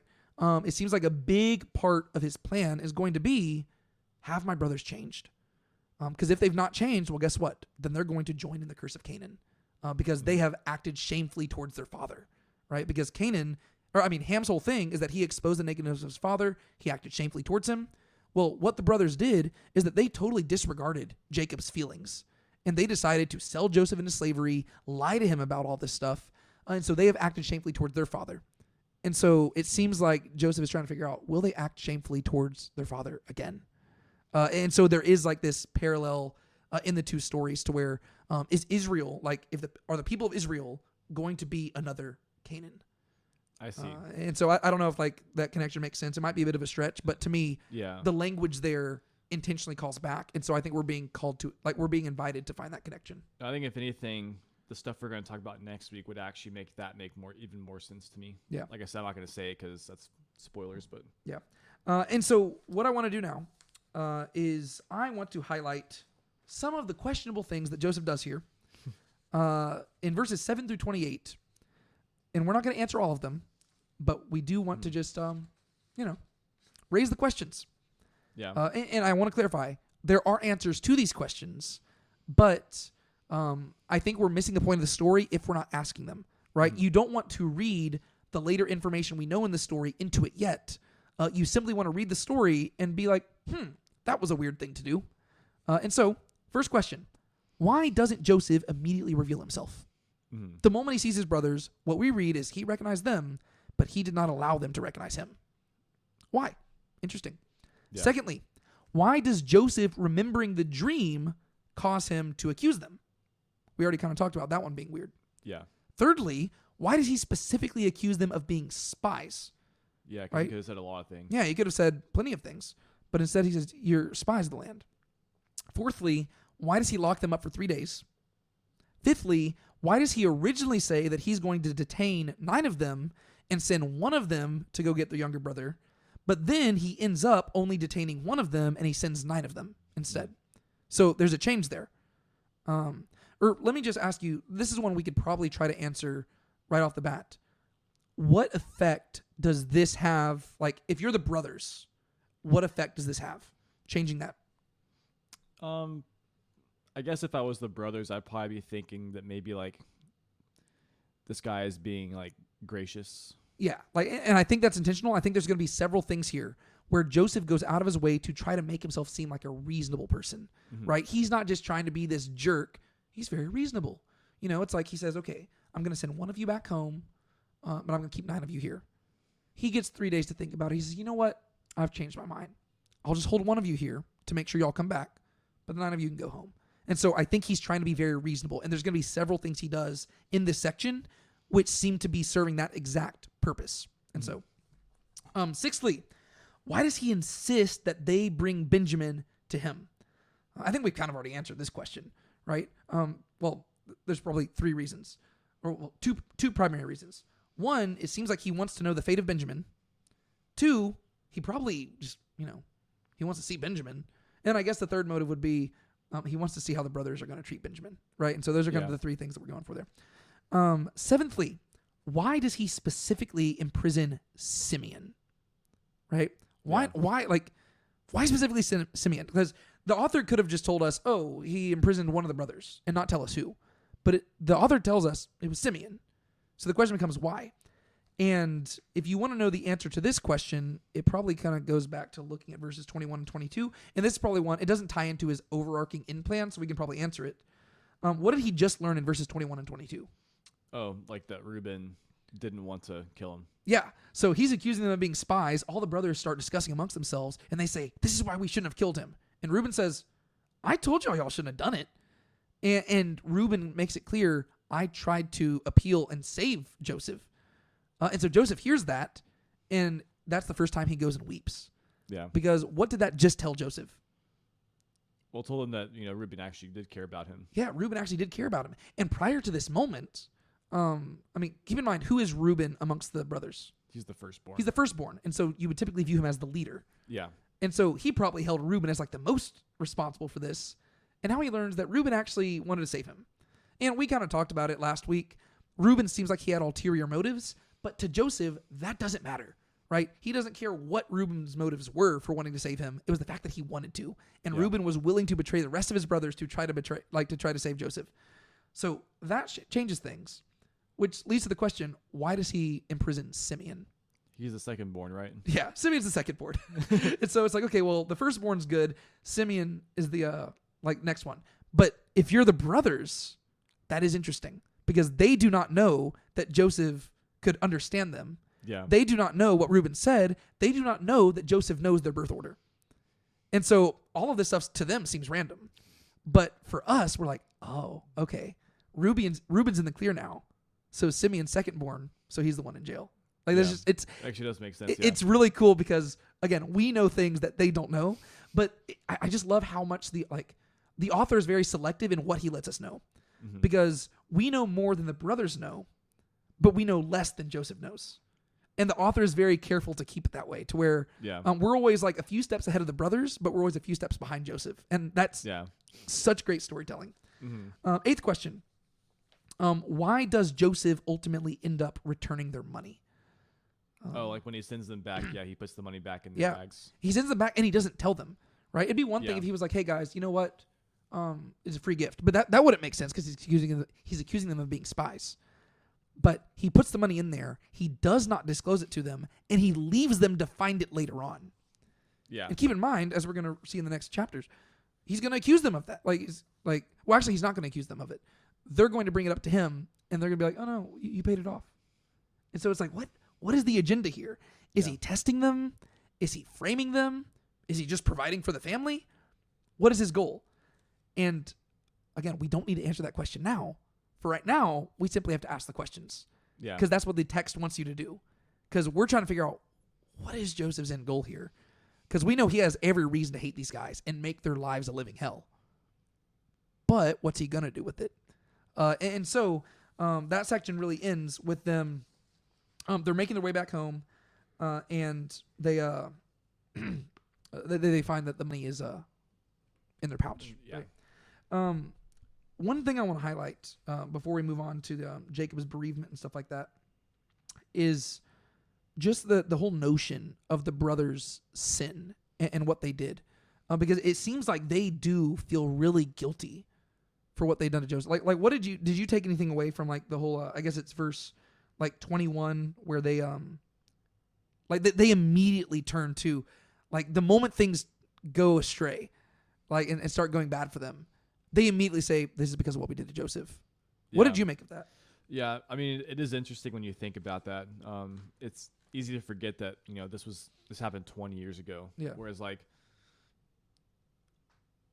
something has to be a pretty major, it has to be weighing on your mind a lot for you to be immediately thinking of something that happened 20 years ago.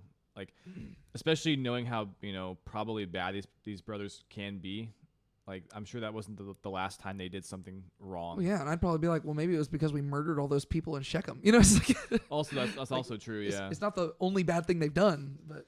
Yeah, but the fact that they immediately jumped to that, that seems like something you would only do if it was, like, eating at you alive. Yeah.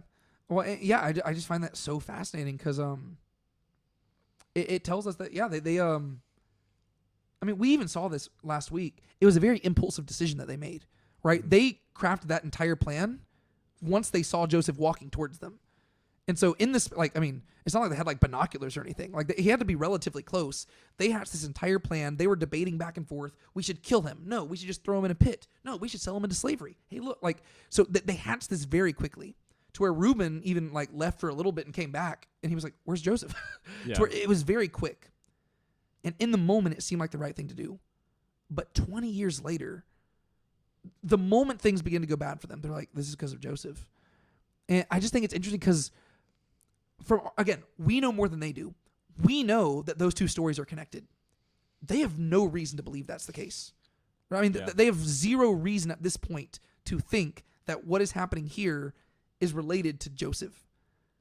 So the only connection it's like they do seem to really be torn up with remorse over it, which I think is really supposed to give us insight to the fact that they have changed a little bit, right? Yeah, that's just probably like the first big hint of like you said, moving forward, like with the way that Joseph is treating them, like the way that Joseph is going to see them, and he's going to see like how they're changed. Yeah. This is definitely the biggest like first hint of that. Yeah, and so it seems like Judah isn't the only one who's changed over this time.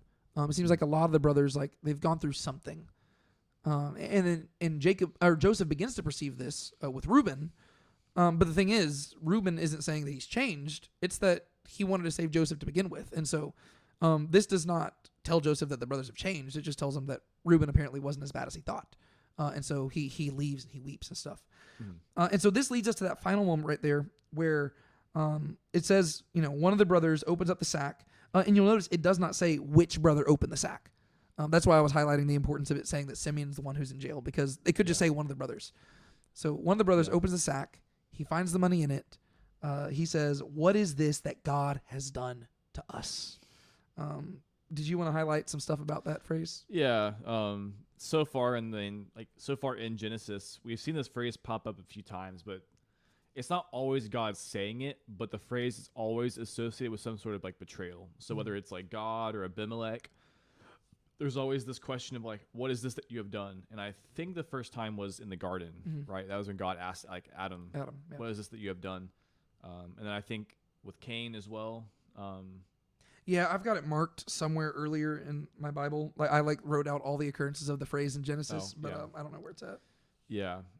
But yeah, I'm pretty sure it happened with them too. And then like I said, with Abimelech, he asked the same thing to like Abraham and I've got it. It's so Yahweh says it to the woman first. To Eve, and then Yahweh says it to Cain. Pharaoh says it to Abraham. Abimelech says it to Abraham. Abimelech says it to Isaac. Jacob says it to Laban. And then Joseph's brothers say it to one another. And there are a few other occurrences where like the phrase is just like slightly different. But it kind of is like the question of betrayal. Anyways, back to what you were saying. Yeah. But this is the first time it's ever been directed at God. And so it's just kind of interesting seeing like in this moment, like if you're really reading this from the brothers' perspective, you have these brothers who, I mean, like you said, they don't really have any reason to connect any of this with Joseph, but they're in a famine.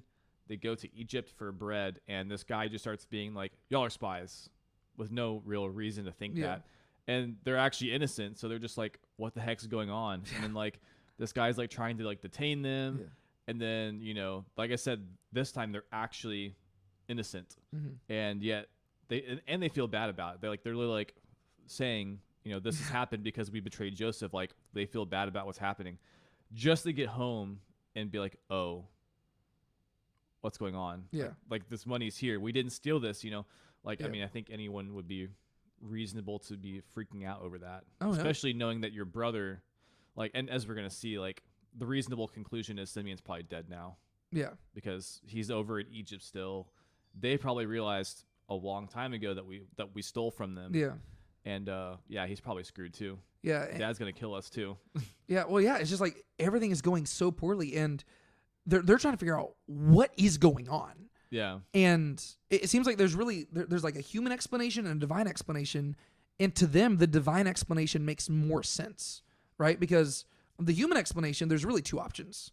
Either this was an accident and somehow the money was returned in our pouches, but the thing is, it seems like these are the pouches where the grain is at, and so somehow the grain would have to be put in and the money on top of it, Yeah. and that doesn't happen accidentally. The other option would be that Joseph is intentionally framing them. But again, why would he do that? Like they don't know who this guy is. And so from their perspective, it's like from the human explanation makes no sense. It's either an accident or they're being framed. This guy was it'd be hard for it to be an accident. This guy would have no reason to frame them, which then leads them to the only conclusion: this must be divine judgment from God. And so like, what is this God has done to us? And whenever they look back at their past, they've done a lot of bad stuff, but probably the greatest thing they've done is betray Joseph, which is pretty crazy because they have also like murdered an entire town, but they betrayed a brother, and they sold him into slavery, and for like that's almost like a fate worse than death, because they don't even know what he's going through. And Yeah. And I guess, I mean, I don't know if I'd say it's ironic, but it's like in the same way that they betrayed Joseph, now they feel like God's like betrayed them too. yeah, well, yeah, and that is the probably the deeper irony there, because we associate this question with the question of betrayal, and it's almost like they're like God. Like it's like they feel betrayed by God when it's like, guys, y'all have been betraying God this entire time.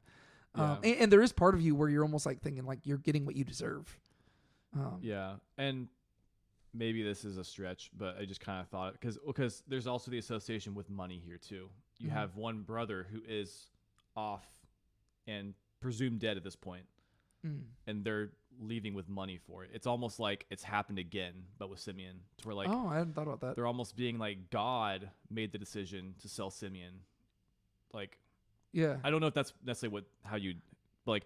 It seems like there might be something there. yeah, Like, I hadn't thought about that, but it is almost like they are unintentionally reliving that moment, to where they have lost another brother to Egypt and they have received money as pay. It's like, oh no, it's like they are. That's interesting. I hadn't considered that, but it is almost like, especially because prior to Simeon being taken and stuff like that, and prior to them receiving the money, they were already associating this with Joseph. yeah. And then you add to that the fact that now they've lost another brother. They've received money from Egypt. It's like, oh no. Like it really is like they're reliving their worst moment. Like maybe they do feel like this is God paying eye for eye, tooth for tooth. Yeah. Like- I had not considered that. I hadn't either until like 5 seconds Well, ago. but even then, the eye for eye, tooth for tooth part, like you could see why they'd say, what is this God has done? Because it's not fair justice, because 9 of them are still going home free and they got paid money. You know, it's like That's true. it's just one of them who like, and it would make more sense if Judah was the one who got captured, you know, because it's like he's the one who suggested all this. Like that would be more perfect eye for eye. Whereas this is like there's like it almost works, Yeah. but it's enough for them to be like, what the heck? It almost makes you wonder how Judah's feeling now, because like again, this is like Judah's not mentioned anywhere in this part, but like that makes you do wonder like now he maybe feels like someone else is like paying for his sin. That's true.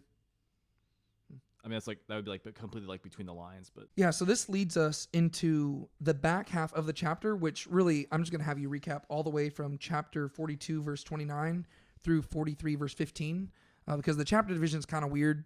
yeah. But we're just going to kind of cover the entire return trip to Canaan, right? So once the brothers get back into the land, they're going to have some discussions with their father, and then eventually they're going to go back to Egypt. Can you just recap what happens there? Yeah, so basically they come back and first they just tell their dad, what happened. They just recap what this guy said to them, and Jacob basically responds by like he blames them, like he blames them for basically now bereaving him of 2 sons, and he refuses to let Benjamin go back with them because he doesn't want to lose a 3rd son.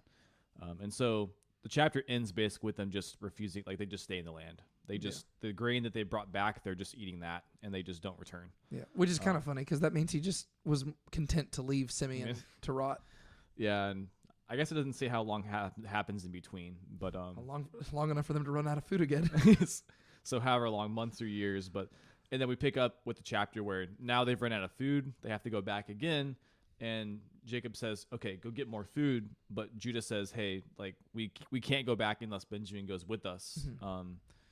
And Reuben offers his 2 sons to be killed if like something happens to Benjamin, but of course, Jacob doesn't go for it. Yeah, he does not trust Reuben.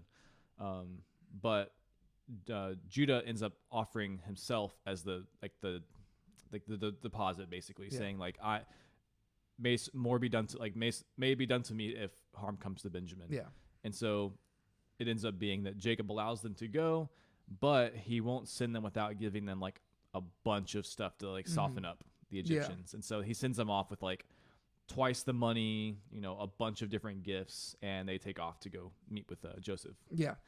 And again, the story just keeps getting better and better and better. There was one thing that you had said during that, which I was wanting to comment on. I don't remember what it was though. But anyways, the one thing I do want to address very briefly, whenever people people always make that joke about like Moses getting lost in the wilderness for 40 years, and like they'll like show like a map and be like, oh, it shows like it only took like 2 weeks to get from Egypt to Canaan. Yes, the Bible knows that, right? And that's why you have these brothers going on like back and forth trips to Canaan. The Bible knows it does not take 40 years to get from Egypt to Canaan. There's a very intentional purpose behind the 40 years. We're going to talk about that whenever we get to the book of Numbers, which is quite a ways off. But I just wanted to highlight that. But in regards to, I know what I was going to say. This might give us another hint at the fact that Jacob suspects that his sons were responsible for Joseph's death. Just because he says, you have bereaved me now of 2 sons. Yeah. And it's like, well, wait, what a second. Like, I guess if you're being as generous as possible with that, you could simply say that they're the ones who delivered the news to Jacob. And so they bereaved him in the sense of, hey, here's your son's tunic. But you've also got to think, again, he's a smart guy. Yeah. How did they, you're telling me that during the return journey, I mean, the land of Canaan, it's not huge, but if you're just, 10 guys passing through the land of Canaan, you just happen to come across your brother's tunic. Yeah. What are the odds of that? And so best case scenario is you couldn't protect him. Yes. And so Jacob seems to have his, he's suspecting things here, but I like to joke around that this story right here is the worst grocery trip ever, because Jacob sent his sons on what was supposed to be a very simple grocery trip to Egypt. Just go get bread. Go to the grocery store, come back home, we'll be fine. He must think that his sons are the most incompetent fools in the world. Let me list for you what news he receives when they get back home, right? He said, go get bread, come back. That's it. Grocery trip, right? And it wasn't even he didn't even give them a long list of stuff. Yeah. Just buy bread. They come back, and they tell him, firstly, that they have made an enemy of the guy who's in command of Egypt, right? He spoke hard words against us. Oh, that's good. That'd already be bad enough. Secondly, they were accused of being spies. So not only have they made enemies of the man, but he's accused them of treason. Not a good look. Thirdly, they revealed their entire family history for him to use as leverage. And this is something where the text hasn't made it clear to us yet. It's not going to be revealed until chapter 43. But we don't know how Joseph got the information about Benjamin, right? It simply says that, in chapter 42, they just kind of disclosed the information. As we're going to learn in verse 7 of chapter 43, he interrogated them and got the information out of them. We do not know that, but Jacob asks, he's like, why the heck did you tell him about it? Why'd you mention your younger brother? You didn't have to do that. From his perspective, these are just incompetent people. If somebody's accusing you of being a spy, if somebody already hates you, don't give them information that that they can use as leverage against you. Yeah. And so Jacob, again, he's smart. He's like, why the heck did you bring up your brother? What made you tell them about you being 12 sons? That was 20 years ago. Like why would you tell them this information? And they're going to reveal, oh, he interrogated it out of us, which we're going to come back to that detail. Yeah. Fourthly, one of them is now in foreign prison, right? He sent 10 of them away. Only 9 of them came back. So not only did they make an enemy of the guy in charge of Egypt, not only are they accused of being spies, not only did they give away their family history for him to use as leverage, not only is Simeon now in prison, but also the man will not free him unless they bring back their younger brother, which is Joseph's new favorite son, who Joseph specifically stated at the beginning of the story he wants to keep out of harm's way.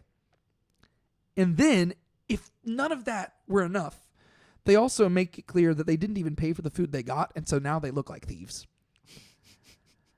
Jacob has got to think his sons are just absolutely incompetent. Yeah. He said, go get bread. That's it. He literally is just like, hey, I'm hungry. Go get some food for us. They come back. They are accused of being spies. They are enemies of the Egyptian lord.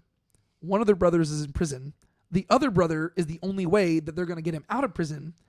And in addition to all of that, they didn't even pay for their food. And so now the guy actually has cause to accuse them of a crime. Because even if they can bring the brother back, and even if they can convince him that they were not spies, they stole money. Jacob's got to be like, oh my gosh, these sons of mine, like, they like, but the thing is, it also tracks with their character. Because Reuben, he slept with Jacob's concubine. Simeon and Levi, they murdered a whole town. Right? Judah, I mean, you got to imagine that Jacob knows all the drama that went down with Judah and Tamar. Right? And so Jacob's probably thinking, gosh, what are these sons that I have raised? Like, it's like, like these are the worst kids. Like, I can't send them to do anything. And so it's just so funny if you view, I mean, it's not funny from Jacob's perspective. It's really sad, but it is kind of funny, like zoomed out. Because like Jacob had 12 sons, but then Joseph died. So that went down to 11. But then he didn't, like Benjamin was his favorite. He didn't want Benjamin to die. So he only sent 10 to Egypt, but then only 9 came back. It's like, and then those 9 who came back have the audacity to say, Dad, let us go get bread again, but let Benjamin come with us this time. And I promise we'll work it out. I kind of can't blame Jacob for being like, no. Like, it's like, you know what? At this point, Simeon can stay in prison. I cannot let y'all leave this house because y'all always make things worse. Like, I just find that so funny. Again, it's not super funny, but like, it's funny because we know how the story works out. If the story had not worked out in such a positive way, this would be the worst tragedy in the world. But what are your thoughts on that? Yeah.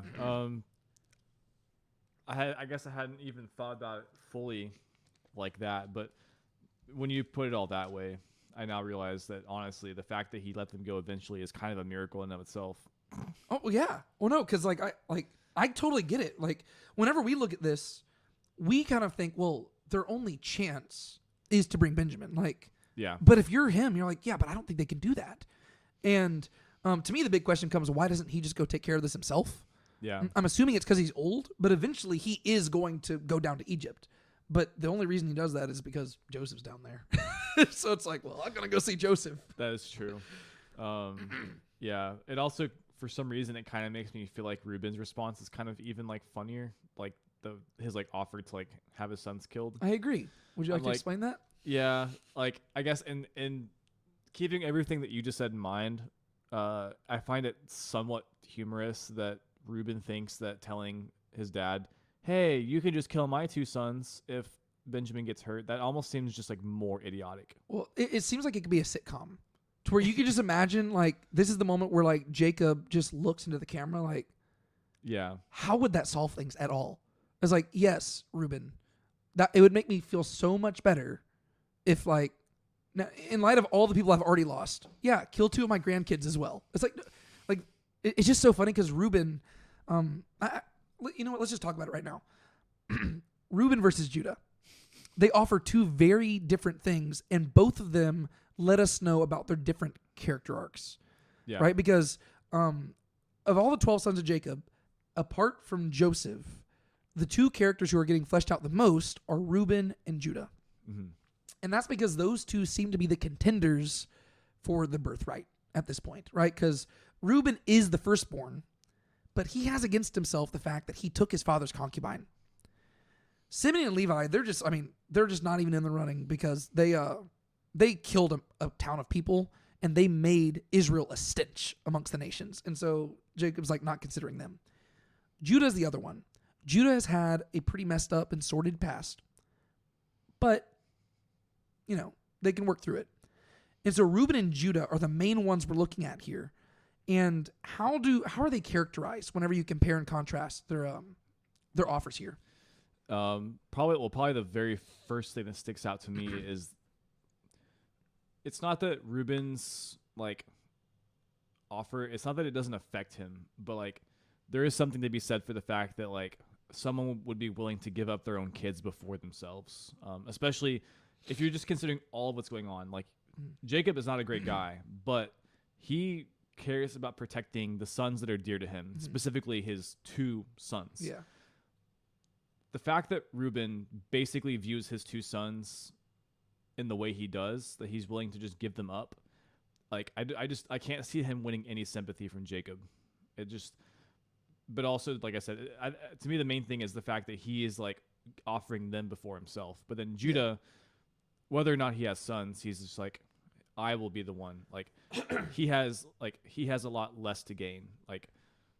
Which I do think this is interesting. Maybe I'll just go ahead and say it, but I think this is probably a good time to compare these 2 responses back to the original, the first Joseph story with how they respond to getting rid of Joseph. There is something to be said for the fact that, and I kind of do wonder, Reuben's character isn't fleshed out enough to make these kind of conclusions about his character, but something kind of tells me that Reuben is the kind of guy who's still riding off of that. He's still kind of thinking that he's as far as the story goes, Reuben started off better than Judah because he's the one who actually wanted to save Joseph, whereas Judah was the one who thought to sell him into slavery, which is still better than killing him. But Judah doesn't look good coming out of that. And then they both even have stories with sleeping with a woman. There's sleeping with they thought was a prostitute versus their dad's concubine. Whereas Judah just realized that he was bad. But yet by the end of the story, Judah ends up looking better than Reuben does. Reuben doesn't really learn his lesson. Yeah. It kind of I'm almost tempted to say that Reuben still thinks that he's almost better than he is because of the 20 years ago he wanted to save Jacob. And he's almost or Joseph. And not that he's rubbing it in their faces, but he's still kind of riding off of that. Whereas Judah, he's not really he's just changing himself. Yeah. Well, I think whenever you look at all the times Reuben shows up, to me, he seems like somebody who is always grasping for power. And in many ways, he's just kind of performative with it, right? So we know he sleeps with his father's concubine, which is just a power grab, right? That's like you saying, I wish my dad was dead. I want to be in charge of his stuff. And so you'll actually see that recurring story. There's several stories throughout the Bible where somebody will sleep with their father's concubines because it's just you trying to take their power. Yeah. So he does that. But that gets him in bad graces with his dad because it says his dad knew it. And it's uh-oh. And so the rest of the story, it seems like he's just trying to get back in his dad's graces because he wants power. And so whenever you get to chapter 37, yes, he is the one who tries to spare Joseph, and he views that in a very self-righteous lens. But if you're reading between the lines, you can tell the only reason he's doing it is not for Joseph's sake. It's for his own sake. Because even whenever Joseph is sold, he doesn't say, oh no, poor Joseph. He says, what shall I do?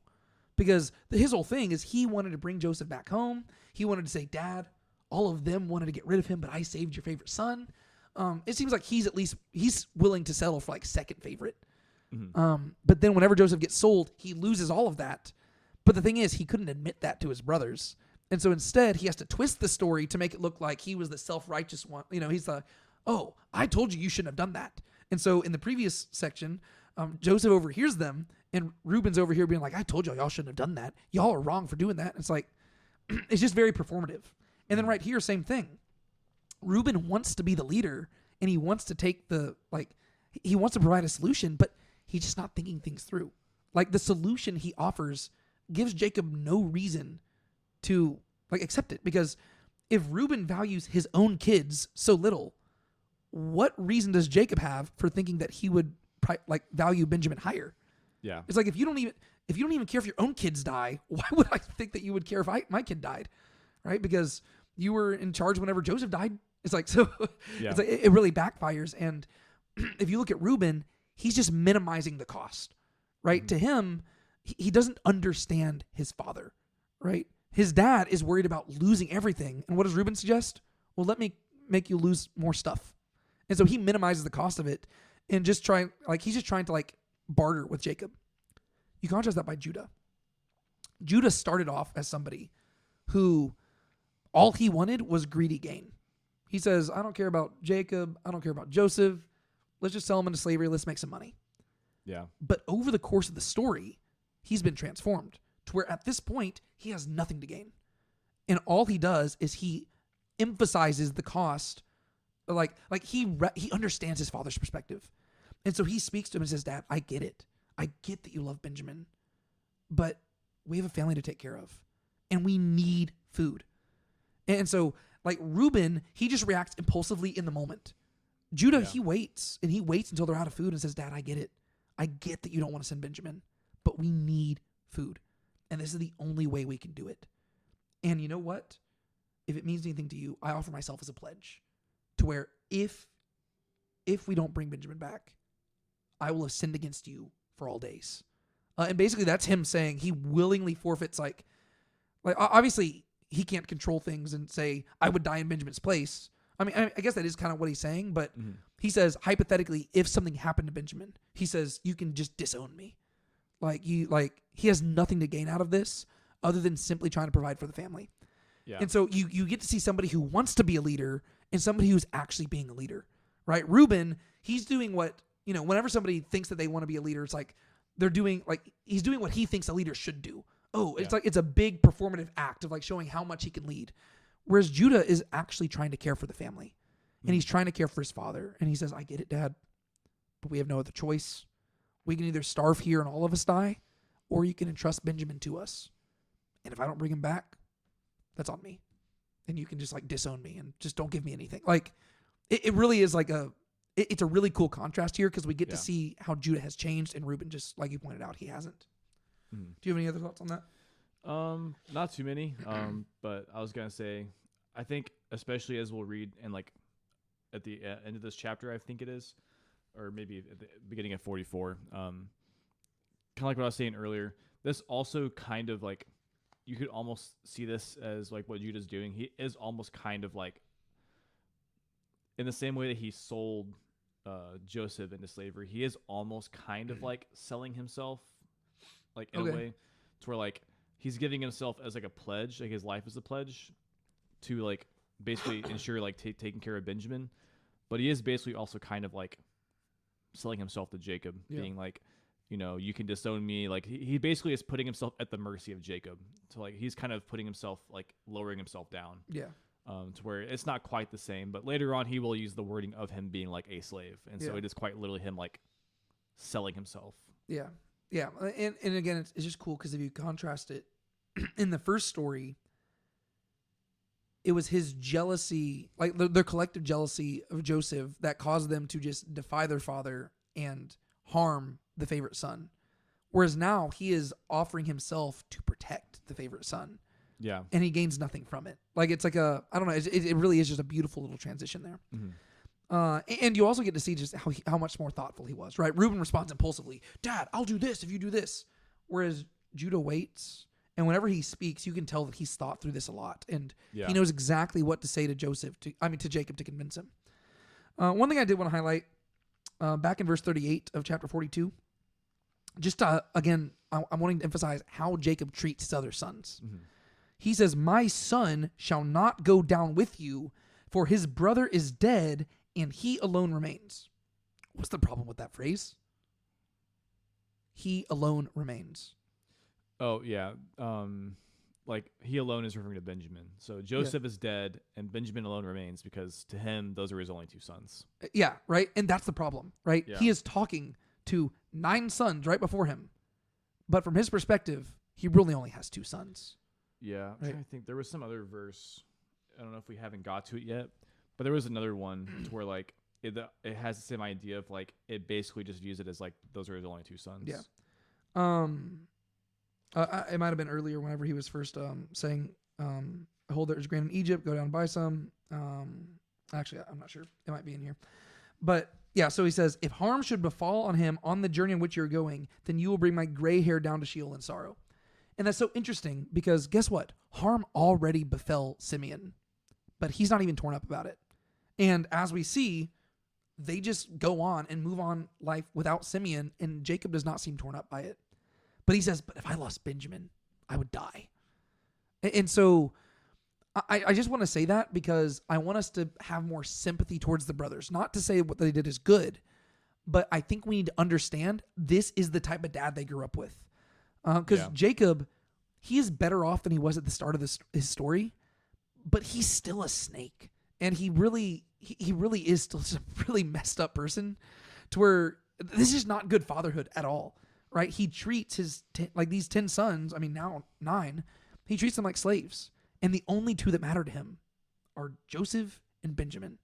He says, I've already lost one of my 2 sons. And if I lost my other son, I'd die.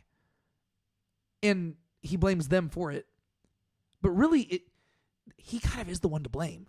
If he had not treated Joseph and Benjamin like this, none of this would have happened. Yeah. Right? And so it is just very interesting, and then behind all that, you got God orchestrating it and allowing it to happen so that they would end up being spared during the famine. And there's all sorts of complexities to it. But I thought that was interesting. But anyways, going down to verse 6, right? The brothers are explaining to him, we told him, like we cannot go back to Egypt if we don't have Benjamin, because we told the guy we have another brother. And so Benjamin asked the question, not Benjamin. Jacob asked the question that everybody's wondering. Why did you treat me so badly? Like, why did you treat me with evil? By telling the man that you had a brother. And so he says, why did you do that? And that's a great question because, like I said, back in chapter 42, it just had them disclosing that information freely. But then I think that this verse is very crucial. It says, the man questioned particularly about us and our kin, saying, is your father alive? Have you a brother? I think it's very intentional that the author withheld that information to now because it changes how we view the previous conversation. Yeah. Before, it looked like the brothers were simply incompetent, just freely giving information. But now we learn, apparently there was a pretty intense interrogation by which this information was extracted from them, right? He's accusing them of being spies. He's asking, do you have do you have other family? He's asking about all this different stuff. And in the course of that, he mentions, is your father alive? And do you have another brother? From their perspective, they do not know who Joseph is. And so this just seems like regular interrogation. However, the fact that those 2 questions came up, I think serve the purpose of informing us of what Joseph's overall goal is in this story. How do you think that kind of helps out there? Well, I guess part of what you said earlier, ultimately, part of Joseph's plan is he wants to first see first he wants to see if Benjamin's still alive because he knows that they tried to kill him. Mm-hmm. And then he also wants to see how they're going to treat Benjamin when they bring him back. It makes sense that those would be questions he'd be concerned with. I think he'd also just want to know if his father's alive because he'd want to know if his father's alive. But yeah, I assume that those are questions he would want to know, especially considering that those are important things to know for his plan moving forward. Yeah. So from a strictly familiar perspective, of course, you want to know how the rest of your family's doing. But the fact that he specifically asked about those 2 lets us know, because keep in mind, if you go back and reread the story, this is where, again, a good mystery story, it forces you to go back and reread things. Yeah. This was immediately after he saw them bowing down, and it says that he recognized them in the wheel. We kind of got the idea of the wheels in his head turning. The question he's going to have, because the last time he saw these guys, it was all about, there's probably so many conversations they were having with one another that he overheard as they were throwing him into the pit and as they were eating food before they sold him into slavery. They probably heard about, he probably heard their, the deeper parts of their plan, right? And you can kind of fill in the blanks. You know what the type of stuff they were talking about. Yeah. They're doing this because they're mad that their dad, like, that Joseph was their favorite. And Joseph, knowing his dad, probably knows that Benjamin would be the next favorite. And so the things that he wants to know is, okay, only 10 of y'all are here. Where is dad and where's Benjamin? Right? Because really, the women in the story, they don't really play as much of a part in the drama at this point. Mm-hmm. It's really dad and Benjamin, right? Is dad alive? Is Benjamin alive? Because both of those are very crucial, right? If their dad is dead, well, now the question becomes, who's in charge? And whether dad's alive or dead, is Benjamin alive or dead? Right? And so it seems like a lot of the stuff that he's doing here is really set in motion to figure that stuff out. Yeah. Right? And so I just want to highlight that because it seems like, again, the story is condensing it down for us to just, get the bare meat of it. But the conversation they had before was much longer, and there was an interrogation to where he was trying to get information, and this is allowing him to figure out what he's going to do going forward. Mm-hmm. Right? And I think it probably informs us why he accused them of being spies, because that gives him reason to interrogate them. Right? If some random person just shows up and like asks for bread, you can't be like, "Oh, how's your family doing?" But if you accuse them of being spies, you can say, "All right, go question them. I want you to figure out everything about their family and ask all this information while also cloaking it in a way that doesn't look like you're, their long lost brother." Yeah. Like you have a reason to interrogate them because you're accusing them of being spies, and you can extract this information that you need, which will help you form your plan for later on. Does that make sense? Yeah, it makes sense. And so I just love that, again, expert storytelling. The author could have told us this early on. He could have told us, oh, Joseph interrogated them. He got this information. But he doesn't do that. Instead, he just has the brothers give that information to where we're like, why did they do that? That was weird. Yeah. Like, it's weird that they just volunteered that information because it just seems kind of stupid. But then later on, you're like, oh, he got that information from them. And so now you have to go back and reread that same scenario. You're like, oh, I see. Okay. And like, so again, it's just good storytelling because it's helping you, like, as you're reading the story, you're being fed like bits and pieces of information that are giving you greater insight to what came before. Yeah.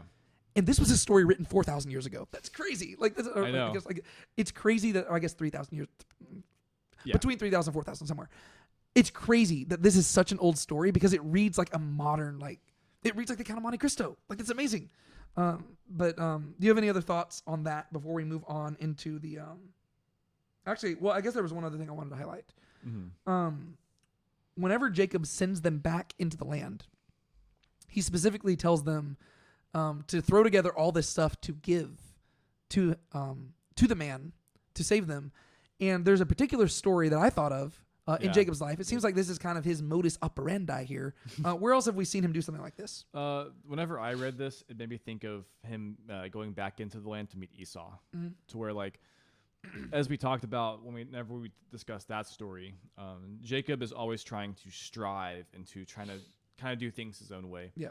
And so even though he shouldn't have really had a reason to think Esau would still be like trying to kill him, he still felt the need to like create all these extravagant gifts, and he set like waves and waves of people and all these like different like what's the word, like just like different like levels of like protection, basically trying to like cozy up and like sweet talk his way to like get peace. Yeah.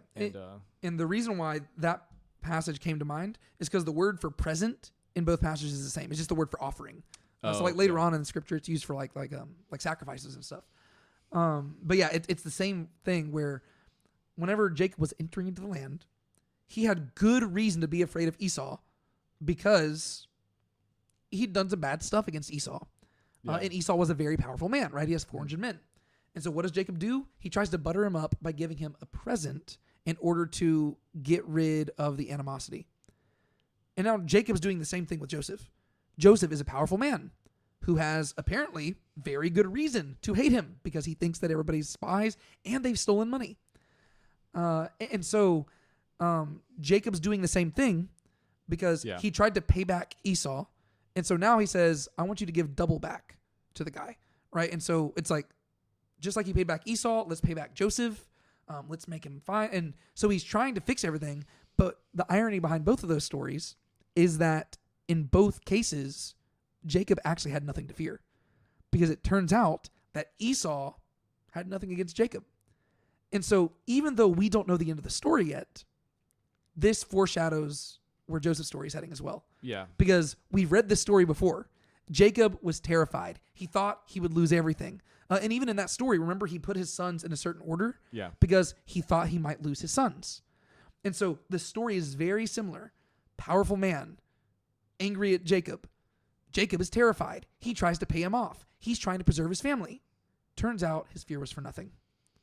That's going to be how the Joseph story ends as well, right? And the reason why is because in both cases, God is taking care of Jacob, right? Yeah. To where if I were to be in that situation, you know what? I don't have the promises that Jacob necessarily received. I have no reason to believe that God is going to make a great nation of me. And so, you know what? That person could actually be mad at me, and I might have every good reason to fear. But Jacob here, God has made certain promises to him to where, in the end, if he had just trusted, there would have been nothing to be afraid of.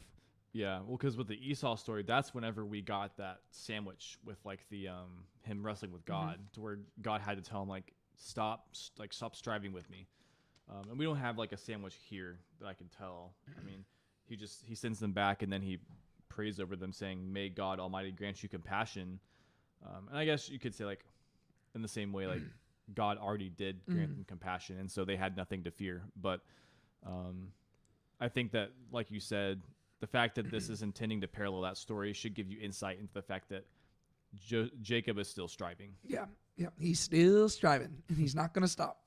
Which then leads to, this is the verse that I was arguing might be one of the most dramatic verses in the Bible. It's not actually, but I think it's a pretty good one. Let me read it from my translation. I'm not saying my translation is better. I just I don't know. I try to capture like the rhythm of the Hebrew if I can. Yeah. This is 43:15. And the men took this offering, and double silver they took in their hand, and Benjamin, and they rose and went down to Egypt, and stood before the face of Joseph. Dun dun dun. Yeah, it's like man, this is where it bothers me, right? Whenever they did chapter and verse divisions, they should not have separated chapter 42 and 43 where they did, because 42 flows directly into to chapter 43. Yeah. Right? To where you have Reuben offering something and then Judah offering something. It should have flowed through there. Chapter 42 should end at verse 15, because that's a good place to end a chapter. Yeah. Right? That's where it's like, oh, like literally the stakes could not be higher. Right? These guys have been accused of being spies. One of their brothers is in jail.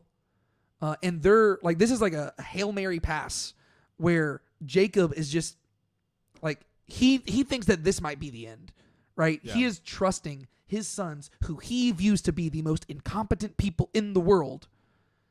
He entrusts them with Benjamin. He sends them on this mission. They've got double money. They got everything. They got Benjamin. They go in and they stand before the face of Joseph. It's like, oh, it's so dramatic. Tumbleweed rolls by. Yes. It's just like this. There's just so much tension right here to where you're like, I don't know how this is going to go, right? Obviously, we know the end of the story, but if you're reading this for the first time, we still don't know Joseph's end goal. We know that he's got a plan, but so far, his plan has consisted of making these guys as miserable as possible. Yeah. And the question becomes, is he going to continue doing that, or does he have something else planned? And this leads us into verse 16 through the end of the chapter.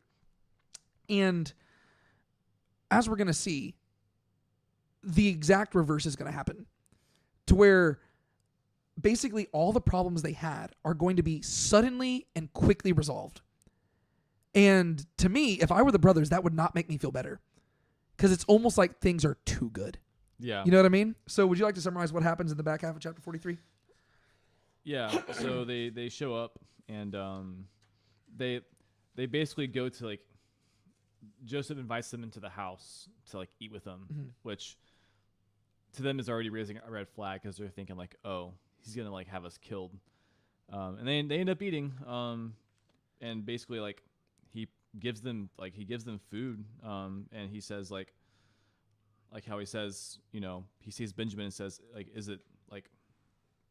are you Benjamin? And he asks like about their father and stuff, and he says like, may God be gracious to you. And Joseph has to go off and like he like cries and like he has to like go hide his face. But yeah, like from the perspective of the brothers, this is almost like the calm before the storm.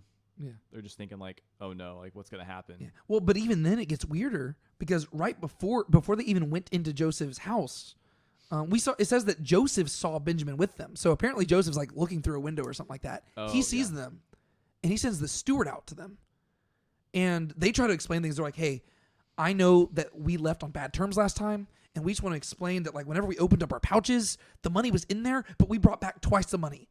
And the steward says, oh no, we got your money. And the brothers are probably like, what the heck? Like so from the get-go, things are uncomfortable. Because now all of a sudden you're like, wait, what do you mean you had our money? Then where did this money come from? Right? It's like to where the steward literally says that that God showed you favor? He says, be well. So literally be at peace. Do not be afraid. Your God and the God of your father has given you treasure in your sacks. Your money has come to me. So. And then he brings out Simeon to them. Yeah. Yeah. And that's also interesting because he brings out Simeon before Joseph has even entered the picture, right? Whereas Joseph said, I will not like give you your brother back until I've seen your younger brother. But from their perspective, Joseph hasn't seen the younger brother yet. Yeah. Joseph hasn't even been in there. We know that Joseph saw him, right? That's what I'm saying. There's so like it's such a good story because if you view this from the brothers' perspective, they are freaking out because the last time they went on a trip, everything went so bad. This time they come back. They say, "Hey, we brought back your money." They're like, "We already got our money." And they're like, "Oh, okay. Also, here's your brother." "Oh, does Joseph not need to see Benjamin?" "Oh, here's your brother." It's almost like Joseph's the spy in this case. I Yeah. think he's like watching her in secret or something. Yeah, it's like, okay. Oh, by the way, he invited you to a feast. What? it's something where it seems too good to be true. To where it's like all of the problems, like it felt like they were like their family was on the brink of destruction at the end of the like at the end of verse 15. Yeah. And now all of a sudden, in a few verses, it's like everything's fixed. Like if I was the brothers, I'd be like, what is going on? Like. I'd definitely be thinking that like this was our last meal. Yeah, like it's like the calm before the storm. Yeah, well, there's really two options, right? It's either that this is the calm before the storm, or this guy's really reasonable and he realized he made a mistake. He thought about it and he's making up for it. You know, so it's like it can go either way. Like this is either going to be like a really good time, or it's going to be like a wedding on Game of Thrones. Like it's going to be one of the either, but it's not going to be normal, right? That's what they're learning here. And then, of course, by the end of the story, they leave and it was relatively normal, right? To where it wasn't like, you know, they didn't end up like third in command of Egypt, but they also didn't get killed. And so like when they're leaving, that's like, what happened? And then that's going to lead to the final part we're talking about today. Yeah. But first, let me just highlight again, Joseph's motives, or the question of Joseph's motives, because here Joseph's going to interact with them again, first with the steward and then by himself. And I just want to highlight very curious things that Joseph does. We don't have to answer all of these right now, but I do want to address them so that we can answer them later on. First question I have in the section: is the steward in on Joseph's plan? It seems like he is in on part of it, but how much of it does he know? Yeah. Right? Because regarding the money, is he merely playing along, or did Joseph actually pay off the debt? Or is it both? Right? Like, so whenever he tells them, oh no, we received your money, is this simply what Joseph told him to say, or did Joseph actually pay off the money and give them it back? Yeah, that's true. We never know the answer to that question, right? Some of these things are never going to be answered. And we're never going to be told exactly how much the steward knows. We're going to know, like, he's definitely going to know more whenever we get to the beginning of chapter 44, but we don't know how much he knows here. I just love this. And again, it's very Count of Monte Cristo, or I guess Count of Monte Cristo is very this story. Yeah. Secondly, why did Joseph put the money in their bag only to feign ignorance later on? Right? Because again, it's just like, what was the purpose of that? Yeah, because he's saying like, oh, no, we got the money, so he's like pretending like nothing happened. Yes, he's acting like there was nothing there, but something did happen, right? That's the thing. And so we're trying to figure out what was the purpose of that. Because if you were just wanting to make their lives miserable, well, now you have good reason to accuse them. You could blindly accuse them of being spies, but now they have actually technically stolen money from you. So you have good grounds to make their life absolute hell. But then he doesn't even do anything with it. And so now you're like, wait a second. Like, you thought you knew where the story was heading. Is that a prank? Yeah, like it's like, what is his goal here? You know. So again, it's such good storytelling because it's forcing you to ask, what is his goal? Yeah. I don't know. Right? Was he trying? Like, was he simply providing for his family? Right? Is it that he has altruistic motives and he was simply trying to provide, or was he trying to make them paranoid? Might be a little bit of both. Yeah. Thirdly, why is Simeon released? I already brought this up earlier. Why is Simeon released after they are reassured about the money, but before Joseph comes to them? Because keep in mind, at this point in the story, Joseph has seen them. They have not seen Joseph. Yeah. And Joseph saw Benjamin with them, but they do not know that. And Joseph made it clear, you're not getting your brother back until I see your younger brother. But then they get their brother back. And, I mean, technically right now, if they wanted to, they could just hightail out of here. Yeah, that's true. And so it's like, what's going on? It's very weird. Fourthly, why does Joseph suddenly start treating them so well? He doesn't even bring up the spy thing, right? He just treats them as honored guests, right? Verse 27 to 29, he asked them about their well-being. He said, is your old father well, of whom you spoke? Is he still alive? They respond, and they say, yeah, he's doing well. And then he says, is this your youngest brother of whom you spoke to me? He doesn't even bring up the spy thing. He just says, oh, how's your dad doing? Is this your brother? Like, he's treating them like they're buddies. And it's like, if they're them, they're like, did he forget? Like again, so it just raises more questions, and we're not being given any answers. And also, to be clear, Genesis is not going to give us the answers. Yeah. That's why it's such a good story, because it's asking these questions, and if you're being an attentive reader, you have to ask the questions. But then it's asking us to think deeply about it to fill it in. Mm-hmm. And again, we're not going to give all the answers today. We're going to talk more about that next week. Yeah. But it's so good. Fifthly, why does he seat them in birth order? Because in verse 33, it says, they were seated before him, the firstborn according to his birthright, and the youngest according to his youth.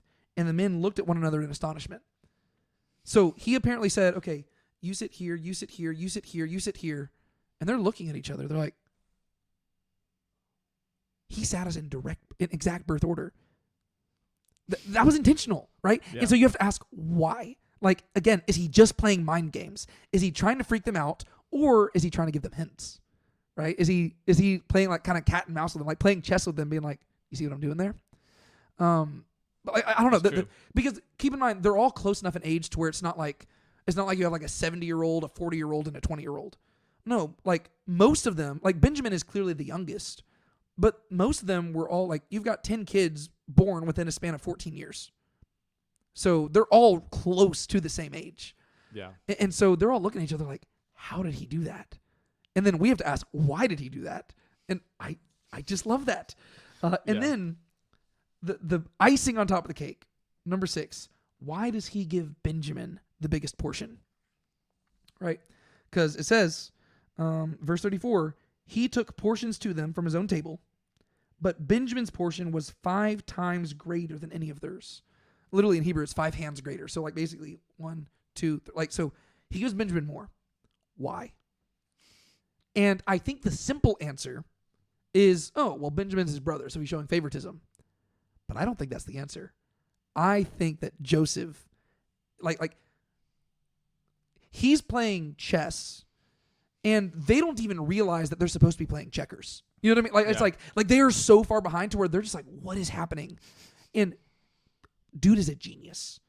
To where, again, I'm not going to spoil everything today. I feel bad saying that, but I think that it's good to sit with these questions and wrestle through them rather than answering them all at once. But I think like this moment right here, like the fact that he gives Benjamin 5 portions, I think this is the moment where you can suddenly begin to realize what his end goal is. And you're like, oh, this guy's smart. And like, he is really manipulative. But as we're going to see, he's manipulating them in like a good way. And I have seen some scholars who try to accuse Joseph of just being like almost being like a Count of Monte Cristo like type of just vindictive guy who's trying to make their lives miserable. But I don't think you can, like, if you're reading the text closely, I don't think you can arrive at that conclusion. Yeah. He has a very intentional goal, and he is purposefully orchestrating everything in order to achieve that goal and to answer certain questions he has. And this moment right here is part of that goal. Do you have anything else you want to add in regards to this section before we go into the final stuff here? I guess I have a few more things I want to say, but is there stuff that stuck out to you? Not particularly here. Okay. Well, one thing I want to say is in verse 27, I'm going to have to use my translation mainly because of the, like in the translations, again, I hate to rant on translation so much. They're very good at communicating the main point of a message, but a lot of the times they miss the nuance of like repeated words and stuff like that. Is this him asking about the peace? Yes. Yeah. So in 43:27, we have Joseph talking to his brothers, and it says, and he asked them about their peace, and he said, is your old father at peace, of whom you said, is he still alive? And they said, your slave, our father, is at peace. He is still alive. And so Joseph is talking to them, and he says, I want to know about the peace of your family, right? And specifically your father. Well, this is where you see Joseph is just a really good son. Because if you go way, way back to chapter 37, before Joseph was sold into slavery, Jacob sent him on a mission. Mm-hmm. And Jacob said, go now and see about the peace of your brothers and the peace of the flock, and return word to me. And so 20 years ago, Jacob sends Joseph on a mission. I want you to tell me about the peace of your brothers. And Joseph never came back from that mission. But now, whenever you're talking about the peace, you're talking about the well-being. That's why it's translated as well-being in like a lot of English translations. So just see how your brothers are doing. Joseph never comes back from that mission. And he also never gets a chance to fulfill that job. But now, here he is interrogating his brothers, and he says, how's your dad doing? And really, to ask about the well-being of their dad is to ask about the well-being of them. And so Joseph is being a faithful son, and he is seeing how his brothers are doing. But I think that the deeper irony behind all of this is that every single thing that Joseph has been doing towards the brothers through all of this is him fulfilling his dad's job, like task. Yeah. His dad said, go see how your brothers are doing. And I think that every single way that Joseph has been manipulating them over the course of this story has been for the express purpose of figuring out how his brothers are doing. And so he is the ultimate obedient son. Despite all the junk he's had to go through, he is still fulfilling the job that his dad gave him 2 decades earlier. Yeah. His dad said, check on your brothers. He says, yes, sir. Yeah, it's almost like he never came back because he hadn't finished the job yet. Yeah. It's like, okay, Dad, I'm going to go check on how my brothers are doing, but I'm going to have to be sold into slavery. I'm going to have to rise to power in Egypt, and I'm going to have to do some pretty crazy stuff in order to get that. But I will get back to you with that, and I will give you an answer. It is very interesting. Like I love the verbal callback to that. Yeah. Other thing worth pointing out here is that Jacob's answer is prayer. Jacob's prayer is answered. Back in verse 4, or is it verse 4 or verse 14? Verse 14. Whenever he said, "May El Shaddai grant you compassion before the man," so he said, "May God grant you compassion when you stand before Joseph." They just call him the man.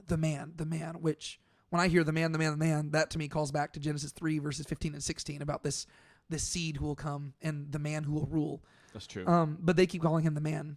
And Jacob says, may God grant you compassion before the man. And then whenever you go to verse 30, it says, and Joseph hurried, and he was deeply stirred with compassion over his brother. And so Jacob said, may God give you compassion. And Joseph is stirred with compassion. And so just what Joseph, or just what Jacob prayed, Joseph actually did, right? And so the prayer was fulfilled.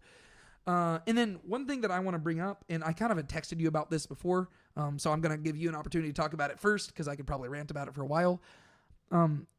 The way that Joseph and his brothers are relating to one another right now, to me, in many ways kind of foreshadows the Messiah and his relationship with the Jewish people. Do you want to talk about that a little bit? Specifically in regards to his first and second comings. Stuff that is not going to be fleshed out at all until you get to the New Testament. So I'm not saying it's stuff that is explicitly laid out here as messianic theology.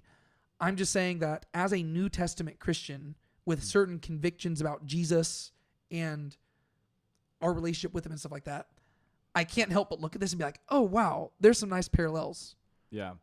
You mean to Jesus, like with his I guess kind of like what I mentioned earlier with like the Messiah ben Joseph versus like the Messiah ben David. Yeah, can you explain that just in case people have never heard of Messiah ben Joseph, Messiah ben David thing? Yeah, I mean, I'm not well versed on it, but as far as I'm aware, I mean, I guess to this day, like a lot of Jewish people, they don't have a clear, concise theology or like a clear, concise like idea on how exactly or who the Messiah is going to be. And so for at least for a long time, there was this belief that there might be two Messiahs. One was Messiah ben David. One was Messiah ben Messiah son of David, Messiah son of Joseph. And if you read the stories of Joseph and David, you kind of see where that comes from, because Joseph, throughout his story, he is depicted as more of like a suffering servant who like fulfills the role by that, whereas David is more of a conquering king. And so when you get to like the back half of the Old Testament, the Messiah in question is described both ways. There is a Messiah described as one who is suffering like in Isaiah, but there is also a Messiah who is described as like coming in and conquering and like bringing justice and, you know, vengeance, like the Lord brings his vengeance. And so, you know, when Jesus shows up, that's part of the reason why a lot of people did reject him, was because, you know, Jesus showed up and he was being the suffering servant, but he didn't come in and be the conquering king that they wanted him to be. Yeah. You know, he rode into town, but he didn't go and, you know, physically fight against the rulers. Yeah, instead he started criticizing them. Yeah, exactly. And so as a New Testament Christian, it seems more like, rather than being, you know, two different messiahs, Jesus, whenever he showed up the first time, he took on that role of a suffering servant, where he took care of the sin problem. He wasn't here to free us from the Romans. He wasn't here to free us from physical bondage. He was here to free us from spiritual bondage and sin. So he took on that role of a suffering servant, like Joseph, where he provided for us. Whereas on his second return, he is going to be more of a conquering figure, where he is going to, you know, fully bring about justice as God, you know, intends to. Well, and another thing that I think people often fail to even consider is that really Joseph and David kind of follow the same trajectory if you look at their story. Like, so it is true that whenever you look at Jewish theology, the people who hold to the two Messiah figure, they do typically view Messiah ben Joseph as this righteous sufferer who ultimately dies, and then they view Messiah ben David as like this promised king who comes to conquer. And according to most of their beliefs, Messiah ben David will be the one to resurrect Messiah ben Joseph. And so they do view them as two different figures, whereas I would argue that the New Testament argues that they are really one figure, who are the same person. But if you look at Joseph and David's stories, they're actually pretty close to being the same, to where basically up until the age of 30, both of them suffer significantly. And then at the age of 30, both of them are placed in positions of power. And so they both follow the trajectory of being a suffering servant first, right? Joseph was a suffering servant in his father's house, and then he went and was a suffering servant in the house of Pharaoh. David was a suffering servant in his father's house, right? He was kind of neglected by his father, and then he was a suffering servant in the house of Saul, right? And then they both get elevated to where Joseph becomes second in command of Egypt, David becomes king of Israel, right? And so they have this same trajectory to where they really are both figures. And so one thing I wanted to highlight here is that the way that Joseph relates to his brothers throughout his story seems to run directly parallel to how the New Testament portrays the Jewish people as relating to Messiah. And so just to kind of be a little bit concise with this, I'm just going to read from my notes here. I've got to hold it really close to my face because if you've seen my notes in my Bible here, they are tiny. I write really small. And so this is what I wrote. This is in regards to, like, I was commenting on the passage about him asking about their peace. So when Joseph went to seek their peace the first time, his brothers rejected him, and they metaphorically killed him, right? For they did not know the things which make for peace. That's to kind of quote Jesus, right? Whenever Jesus is riding into Jerusalem, the people are crying out, Hosanna, but he says, woe to you, Jerusalem. Like, if only you knew the things that make for peace. Because he knows that they're going to reject him, they're going to kill him, and as a result, they're going to be destroyed. And so in the same way, Joseph's brothers, the first time, they rejected him. They killed him because they did not know what meant for peace. He went to check on their peace, and they were not ready.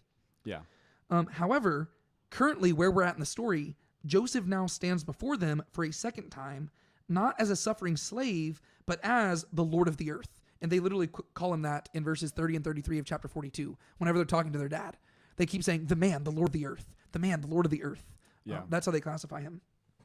So he is now the Prince of Peace who holds their fate in their hands. And he is the one who gets to speak peace to them. And they literally, it says they bow down and it translates it here as they bowed down and prostrated themselves. But we've seen this exact phrase earlier in Genesis, specifically in chapter 24, on 2 occasions, whenever it says that Abraham's servant bowed down and worshiped God. And so the only times we've seen that those 2 words together, technically the 2 words both mean bowing. It's like basically bowed down versus bowed low. But one of them, the second word, typically is translated as to worship because it's typically applied to God. It doesn't have to be worship. And so I'm not saying that the brothers are worshiping here, but I am saying that the author of Genesis has that connection, right? To where the only time we've seen somebody bowing down and bowing low has been Abraham's servant bowing down before God and worshiping him. And now you've got these guys who are bowing down and worshiping Joseph, right? They're not literally calling him God or anything like that, but I'm saying that their response to him is vastly different. Before, they balked at the idea of bowing down before him. You think we'd bow down before you? But now they are readily bowing down before him because they realize he has their fate in his hands. And so soon Joseph will reveal his identity to them, and they will look upon him metaphorically who they have pierced and will mourn for him as one mourns for an only son, right? Before they came back and Jacob mourned for Joseph as if it was his only son. Yeah. And the scriptures say that one day the Messiah will return, and this is Zechariah, and the Jewish people will look on him whom they pierced and they will mourn for him, right? Because finally his identity will be revealed. The person that they crucified was actually their Messiah. And the one that they once called heretic, they will one day call Lord. And so Joseph perfectly foreshadows how the Israelite people will respond to Messiah. Out of jealousy, they will reject him and kill him. But when he returns to save them, they will ultimately see him, repent, and worship him. And so I just thought that was interesting. Like, as you're reading it, you really see the tribes of Israel responding to Joseph as Israel and Judah will respond to the Messiah. So I just thought that was kind of an interesting parallel. Yeah, that is interesting. Do you have any other thoughts you want to highlight there, or other connections that you see? I think I'm actually good. All right, cool. Well, then let's flip the page and let's cover our final section for today, which is the first half of chapter 44, verses 1 through 17. All right. Could you summarize what happens there? Yeah, so basically Joseph tells his, the steward, he says, to put money in their sacks. But he ends up putting his silver cup in one of them, in Benjamin's.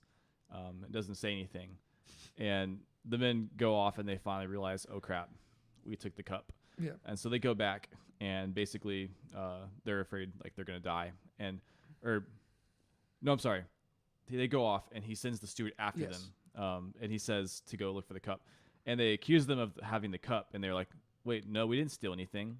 In fact, they say, whoever has the cup, may they die. Yep. And so then they realize that Benjamin has the cup and they're like, oh no. Yes. And so they go back to Joseph and they're like, okay. Yeah. Where we leave off, again, it's like these poor guys are going through it. Everything went as poorly as possible the first time. They went back to Jacob. They said, Jacob, we got this. They go back to Egypt a second time and everything goes way too well. But they're going back and they're like, all right, look at that. We crushed that. That was awesome. They are making their return journey back home. And then things take a turn for the worst, to where the steward catches up and says, y'all stole my master's cup. He was so nice to you. You stole his cup. And they're like, no, we didn't. What are you talking about? And they know for a fact that none of them would do that. Yeah. And he says, okay, well, then open up your sacks. And one by one, he goes from oldest to youngest. And they're feeling so smug because they're probably thinking, okay, you accused us once and you were wrong. And we proved that to you. And now you have the audacity to accuse us a second time. Well, we're going to prove you wrong. Yeah. And they get all the way to the final sack. They open the sack. And it's like, oh, Benjamin. From their perspective, they are absolutely livid with Benjamin right now. Yeah. And I think that's part of Joseph's plan. So, again, we'll talk about that in a second. But yeah, so I can't help but feel bad for them because I think that all of this stuff is necessary. I think that without these things to have occurred, the story of Genesis would be far worse, first off, but also there'd be a certain message that would be missing from the story of Genesis that we would really need. And so these things needed to happen to them, but man, you can't help but feel bad for them. Like, if you're reading this as like a fictional story, you're like, ooh, this is entertaining. But whenever you consider the fact that these were historical people who lived, you're like, man, that had to suck. Like, I feel so bad for them. I'm like, I know that they've done messed up stuff and they kind of deserve a lot of bad things, but like, this is just rough. Like, this is just a terrible experience that they're having right now. Yeah. It's like, well, and the thing is, they thought they caught a break. You know, they thought that it was good, but in many ways, what they're going through echoes what Joseph went through, right? Oh man, I'm dad's favorite. My brothers betrayed me and now I'm a slave. I'm Potiphar's favorite. His wife accused me and now I'm a prisoner. And so like, they're kind of going through exactly what Joseph went through, to where it's like, it's just highs and lows, highs and lows, highs and lows. It's like this undulating pattern of just constant drama, which makes for a really good story, but does not make for a very happy life. Exactly, yeah. And so when you read verses 7 through 9, you can just like feel their shock whenever they're accused of this, because they think things went so well. And again, they left that feast and they're like, all right, it was kind of weird, but like, we made it out alive. And like, you know that they're like high-fiving each other as they're leaving the city. They're like, we did it. Dad's going to be happy with us. Benjamin is safe. Hallelujah. We figured everything out. Like Simeon has been returned. We are no longer being accused of being spies. We apparently didn't steal any money. Benjamin's still, like, it seems like all the problems that they had before, which were like, just one of those was an extreme problem. All of them is just like the worst day ever. Or it's not even the worst day ever. It's like the worst problems to have. All of them were resolved. They are high-fiving each other. They're like, yes, we got it done. We're going to go back to dad. He's going to be proud of us. And then they get accused. Like you know that they probably wish they wore their brown pants. Yeah. Whenever they saw the steward riding out to them. They're like, what now? Right? Because like you know that some of them in the back of their heads, they're thinking that was almost too easy. Yeah. And they're like, our life usually isn't this easy. And then all of a sudden the guy comes out. And they said to him, why does my Lord speak such words as these? Far be it from your slaves to do such a thing. Behold, the money which we found in the mouth of our sacks, we have brought back to you from the land of Canaan. How then could we steal silver or gold from your Lord's house? So they're like, we've already proven ourselves. We brought your money back, and you said you already had it. Like, if we've already gone through all this before, why would you think we would steal now? With whomever of your servants it is found, let him die, and we also will be my Lord's slaves. Famous last words, right? This is something where, but it shows you how confident they are, right? But in many ways, it's kind of, to me, this kind of calls to mind Jephthah's promise later on when he makes his oath where he says, God, whoever comes out to me at the house, I will sacrifice them to you. And it turns out to be his daughter. They make a promise here that they really should not make because they don't realize that somebody, that the, they don't realize that the cup is in the person's sack. And also just their wording could have been better. They could have said, whoever stole the cup and put it in their sack, let him die. But that's not what they said. They said, with whomever of your servants it is found, let him die.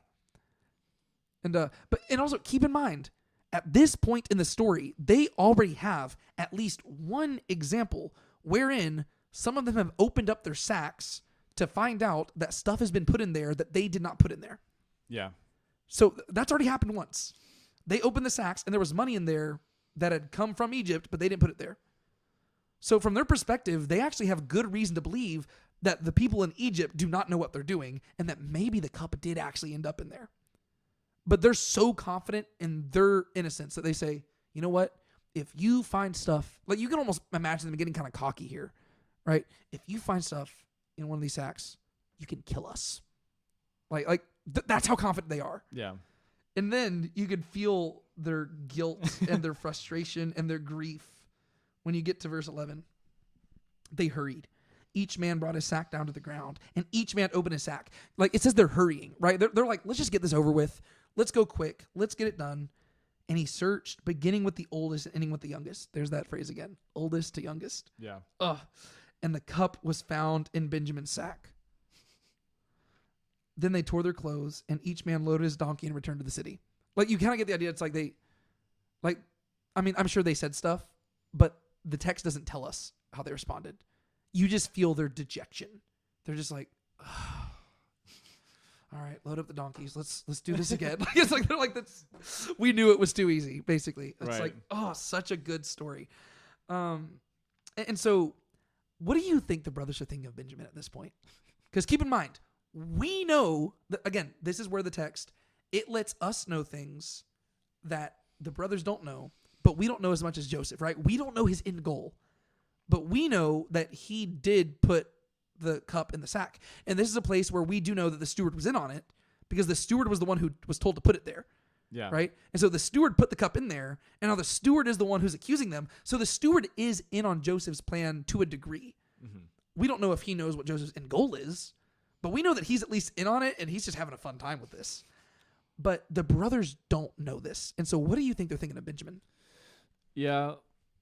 I'm not entirely sure if it would be just like simply like hatred. And like you said, because this is something that the fact that this is something that Joseph did intentionally, and I think the last thing we read before this was that he gave Benjamin like 5 times a bigger portion. Mm-hmm. It seems like he might be just trying to judge how they're going to respond to Benjamin with this, how they're going to treat him. Because first he got favored, and now he's like supposedly doing something bad. Yes. That's where you're beginning to see the plan unfold, right? To where you're again, by reading it closely, you're beginning to be like, oh, I think I see what Joseph's goal is here.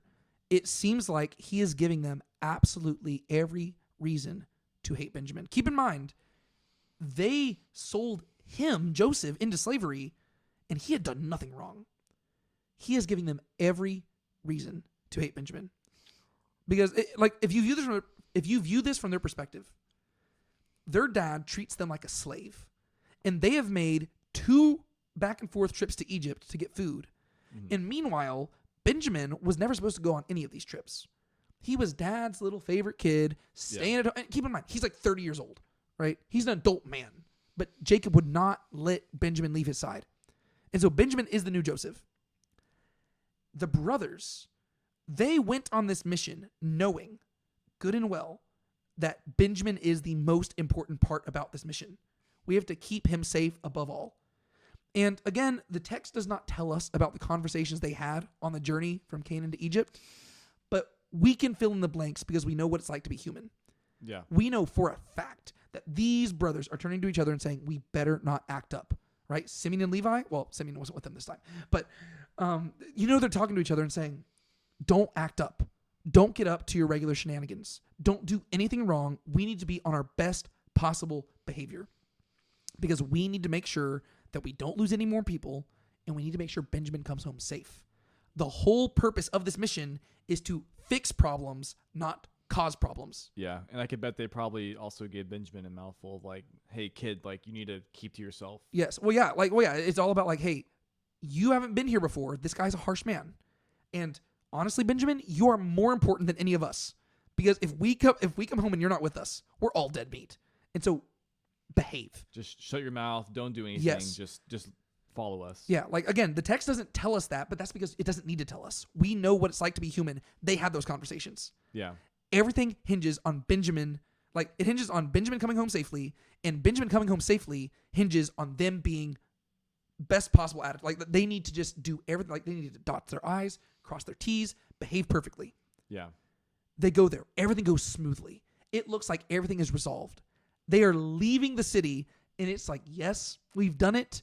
Like I said, they're high-fiving each other. They're thinking, yes, we did it. We behaved properly. We got Benjamin. We're heading home. And then the cup is found in Benjamin's sack. From their perspective, like, again, they do not know that this was placed there.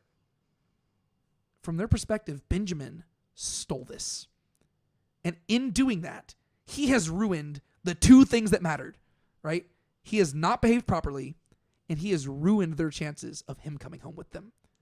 From their perspective, this kid, again, he's 30 years old, but from their perspective, Benjamin just ruined their lives. Because they also just said, oh, yeah, whoever's guilty, like, we'll all be slaves and you can kill him. Because they were so confident that would not happen. Yeah. But then the steward said, oh, y'all don't need to all be slaves. That's kind of ridiculous. Like, no. Whoever's guilty, because he's basically saying, we know that y'all are reasonable men. We will only hold the guilty person responsible. Y'all can all go home. Only the guilty one will be a slave. And so now they think that Benjamin is the one who is guilty. And so whenever they stand before Joseph again, what are they going to do? They're going to offer the original thing because none of them want to go back home to Jacob, right? They do not want to go home back to Jacob if they do not have Benjamin with them. Yeah. Right? And so they're like, hey, I know what your steward said, but if Benjamin's guilty, like, just take us all as slaves. And Joseph's going to say, why would I do that? No. Y'all can go home. It's so genius because Joseph is intentionally giving them a way out, right? Yeah. He's made it to where they hate Benjamin more than anything else, right? Or they have reason to hate him more than anything else. Yeah. And he gives them a clear out. You can head home free. Just leave Benjamin. Yeah. And so this is where it's like the genius moment to where you get to see, again, what it seems like Joseph's end goal was through all of this. And next week, we're going to have to go back and explore how every single thing he did accomplished this goal. But it was really building up to this moment right here to where he knows that they betrayed him and he did nothing wrong. Now, they have every reason to believe that Benjamin intentionally screwed things up. How are they going to respond? It's like, oh, there's so much drama here, and I love it. Yeah. And so this turns us back to Joseph's motives, because I have to highlight, once again, several things that Joseph does in this passage that are very weird that need to be explained. Yeah. First thing, why does he have their money returned again? Right? You read verse 1. He commanded his house steward, saying, fill them in sacks with food, as much as they can carry, and put each man's money in the mouth of a sack. So if you're reading this, you're confused, because he did this once, but then he didn't make anything of it. Yeah. Right? To where it made sense. Like, if you're thinking that he's just trying to make their lives miserable and he's trying to accuse them of stealing, that'd be one thing. But he doesn't do that. He says, oh no, we already got the money. But now he does it a second time. And you're like, what is this guy's goal? Secondly, why does he have the cup put in Benjamin's sack in particular?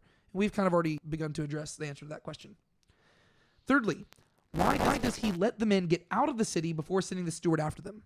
Right? So why does he actually let them get a little bit home? Like, they're making their way out first. Yeah. He doesn't immediately call them out.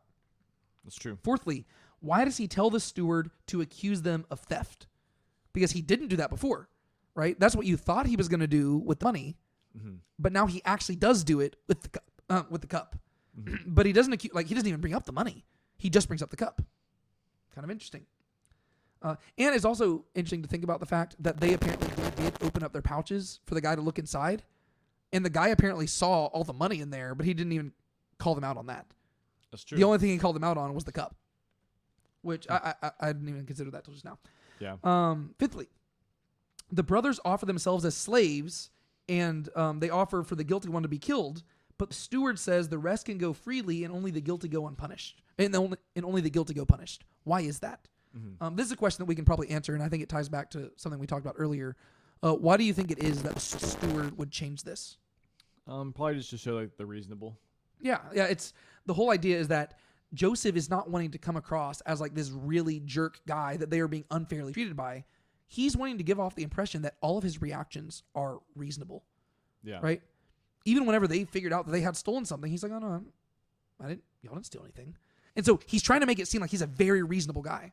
Why would I punish all of you? Y'all have proven yourselves innocent. Only the guilty person needs to be punished. Trying to be very reasonable.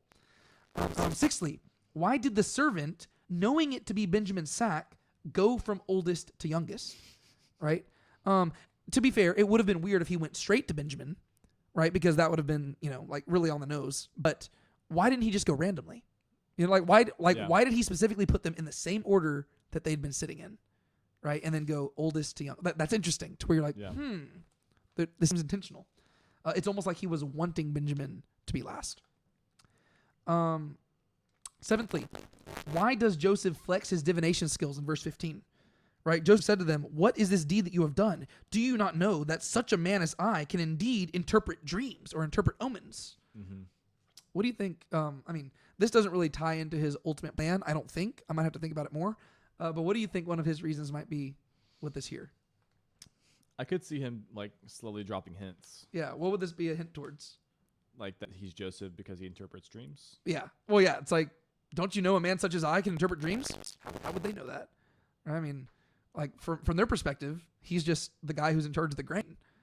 Yeah. I mean, unless It's like, like at least in the text itself, he hasn't disclosed to us that he's like to them that he interprets dreams.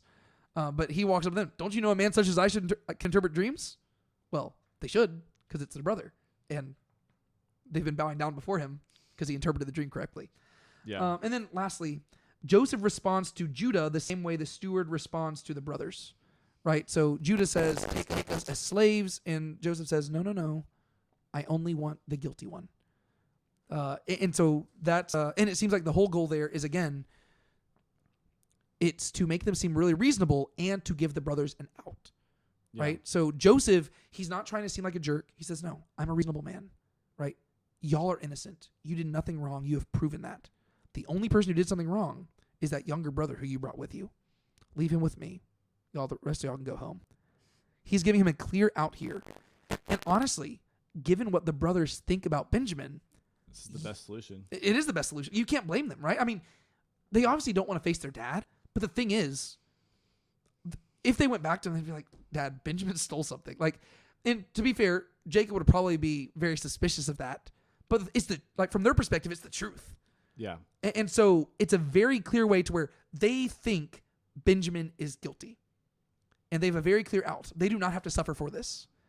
And that is where the text ends for this week, to where it's like, what are they going to do? What decision are they going to make? And it's like, oh, so much drama, because really, like, that this is the I would argue that this is the climactic moment of the entire book of Genesis.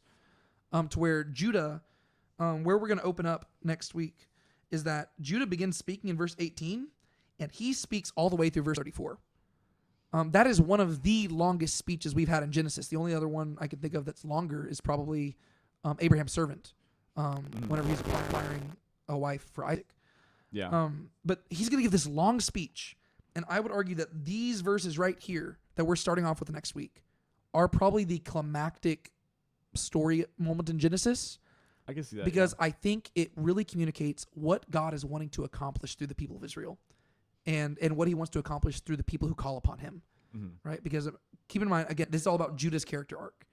And in the background, as we talked about at the beginning here, Joseph is beginning to realize that he's not the main character of the story. He is simply a person who is put in a certain place in order to help save the main characters. And Judah is going to be the one who is the surprise main character in this. We're like, oh, we thought it was Abraham. Even whenever people talk about Genesis, they usually talk about Abraham, Isaac, Jacob, and Joseph. But that's not the story of Genesis. It's Abraham, Isaac, Jacob, and Judah. But Judah's story is interspersed into Joseph's story. So I think a lot of people end up reading it and they view it, oh, this is the Joseph section. No, it's not. It's the Judah section. But Joseph is the one who is doing a lot of things because he's the one who's going to pave the way for Judah to rise to prominence. Yeah. And so that's going to be really cool. And so where we leave off at the end of today's section is just, again, the tension is dialed up. I feel like several times throughout the section I've said the tension couldn't get higher, but it inevitably does, right? Yeah. To where every single interaction is like things are getting worse and worse and worse. And right here, where we end, is that suddenly Judah is the one speaking to Joseph, right? We haven't really been seeing Judah since he talked to his dad, right? And he said, I will be the pledge. And so the question becomes, is Judah going to hold up his end of the deal? Yeah, that's true. And so Joseph says, do you not know a man such as I can interpret dreams or interpret omens? And Judah says, what can we say to my Lord? What can we speak? How can we justify ourselves? How can we make ourselves righteous? God has found out the iniquity of your slaves. Behold, we are my Lord's slaves, both we and the one in whose possession the cup has been found. You'll notice that he does dilute it to where he no longer says, let him be killed. He says, let's all be your slaves. Because he's probably trying to think of a way to get Benjamin out of this. Yeah. Right? But then Joseph says, "Far be it for me to do this. The man in whose possession this cup has been found, he shall be my slave. But as for you, go up in peace to your father." And so now Judah, he's put into a tough situation. It'd be one, like, if all of them were slaves, they don't have to go back to their dad and admit that they messed up, right? Their dad could just conclude, "I'm bereaved of my sons." Yeah. But now Judah has to figure out, what do I want to do? Am I willing to abandon Benjamin? From his perspective, Benjamin did something wrong. Keep that in mind. From his perspective, Benjamin is guilty. Do I want to leave Benjamin to suffer for what he did and go back to my dad and say that I didn't bring Benjamin back? Or am I going to do something else? Mm-hmm. And based on what we know about Judah from earlier in Genesis, we would fully expect him to take that option, right? Yeah. Because that's the only place where he gains something, right? There's no other way out of this where he comes out as a winner, right? The only possible way he has is just going back to his dad and telling the truth and saying, "Benjamin messed up." And, and the benefit to that is, guess what? Now both Joseph and Benjamin are out. Now Rachel has no sons. And by default, Jacob would have to turn his attention to the sons of Leah, right? And so even though Jacob would not be happy, Judah has everything to gain by leaving Benjamin here and going home.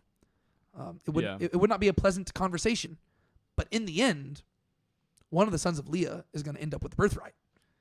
And so it's just it's such a good place where, like, I love that it ends right there. So you're like, okay, because next week we get to hop into the answers. Do you have anything you want to say about this closing section? There was something I thought of earlier, but I don't think it's that important. But the story with the cup kind of reminded me of like with Rachel and the house and the household gods, the idol. I wasn't really sure what how if that was a thing or not, but because the difference was Rachel stole the idol and she hid it so it wasn't found, whereas here it was intentionally planted and they did find it.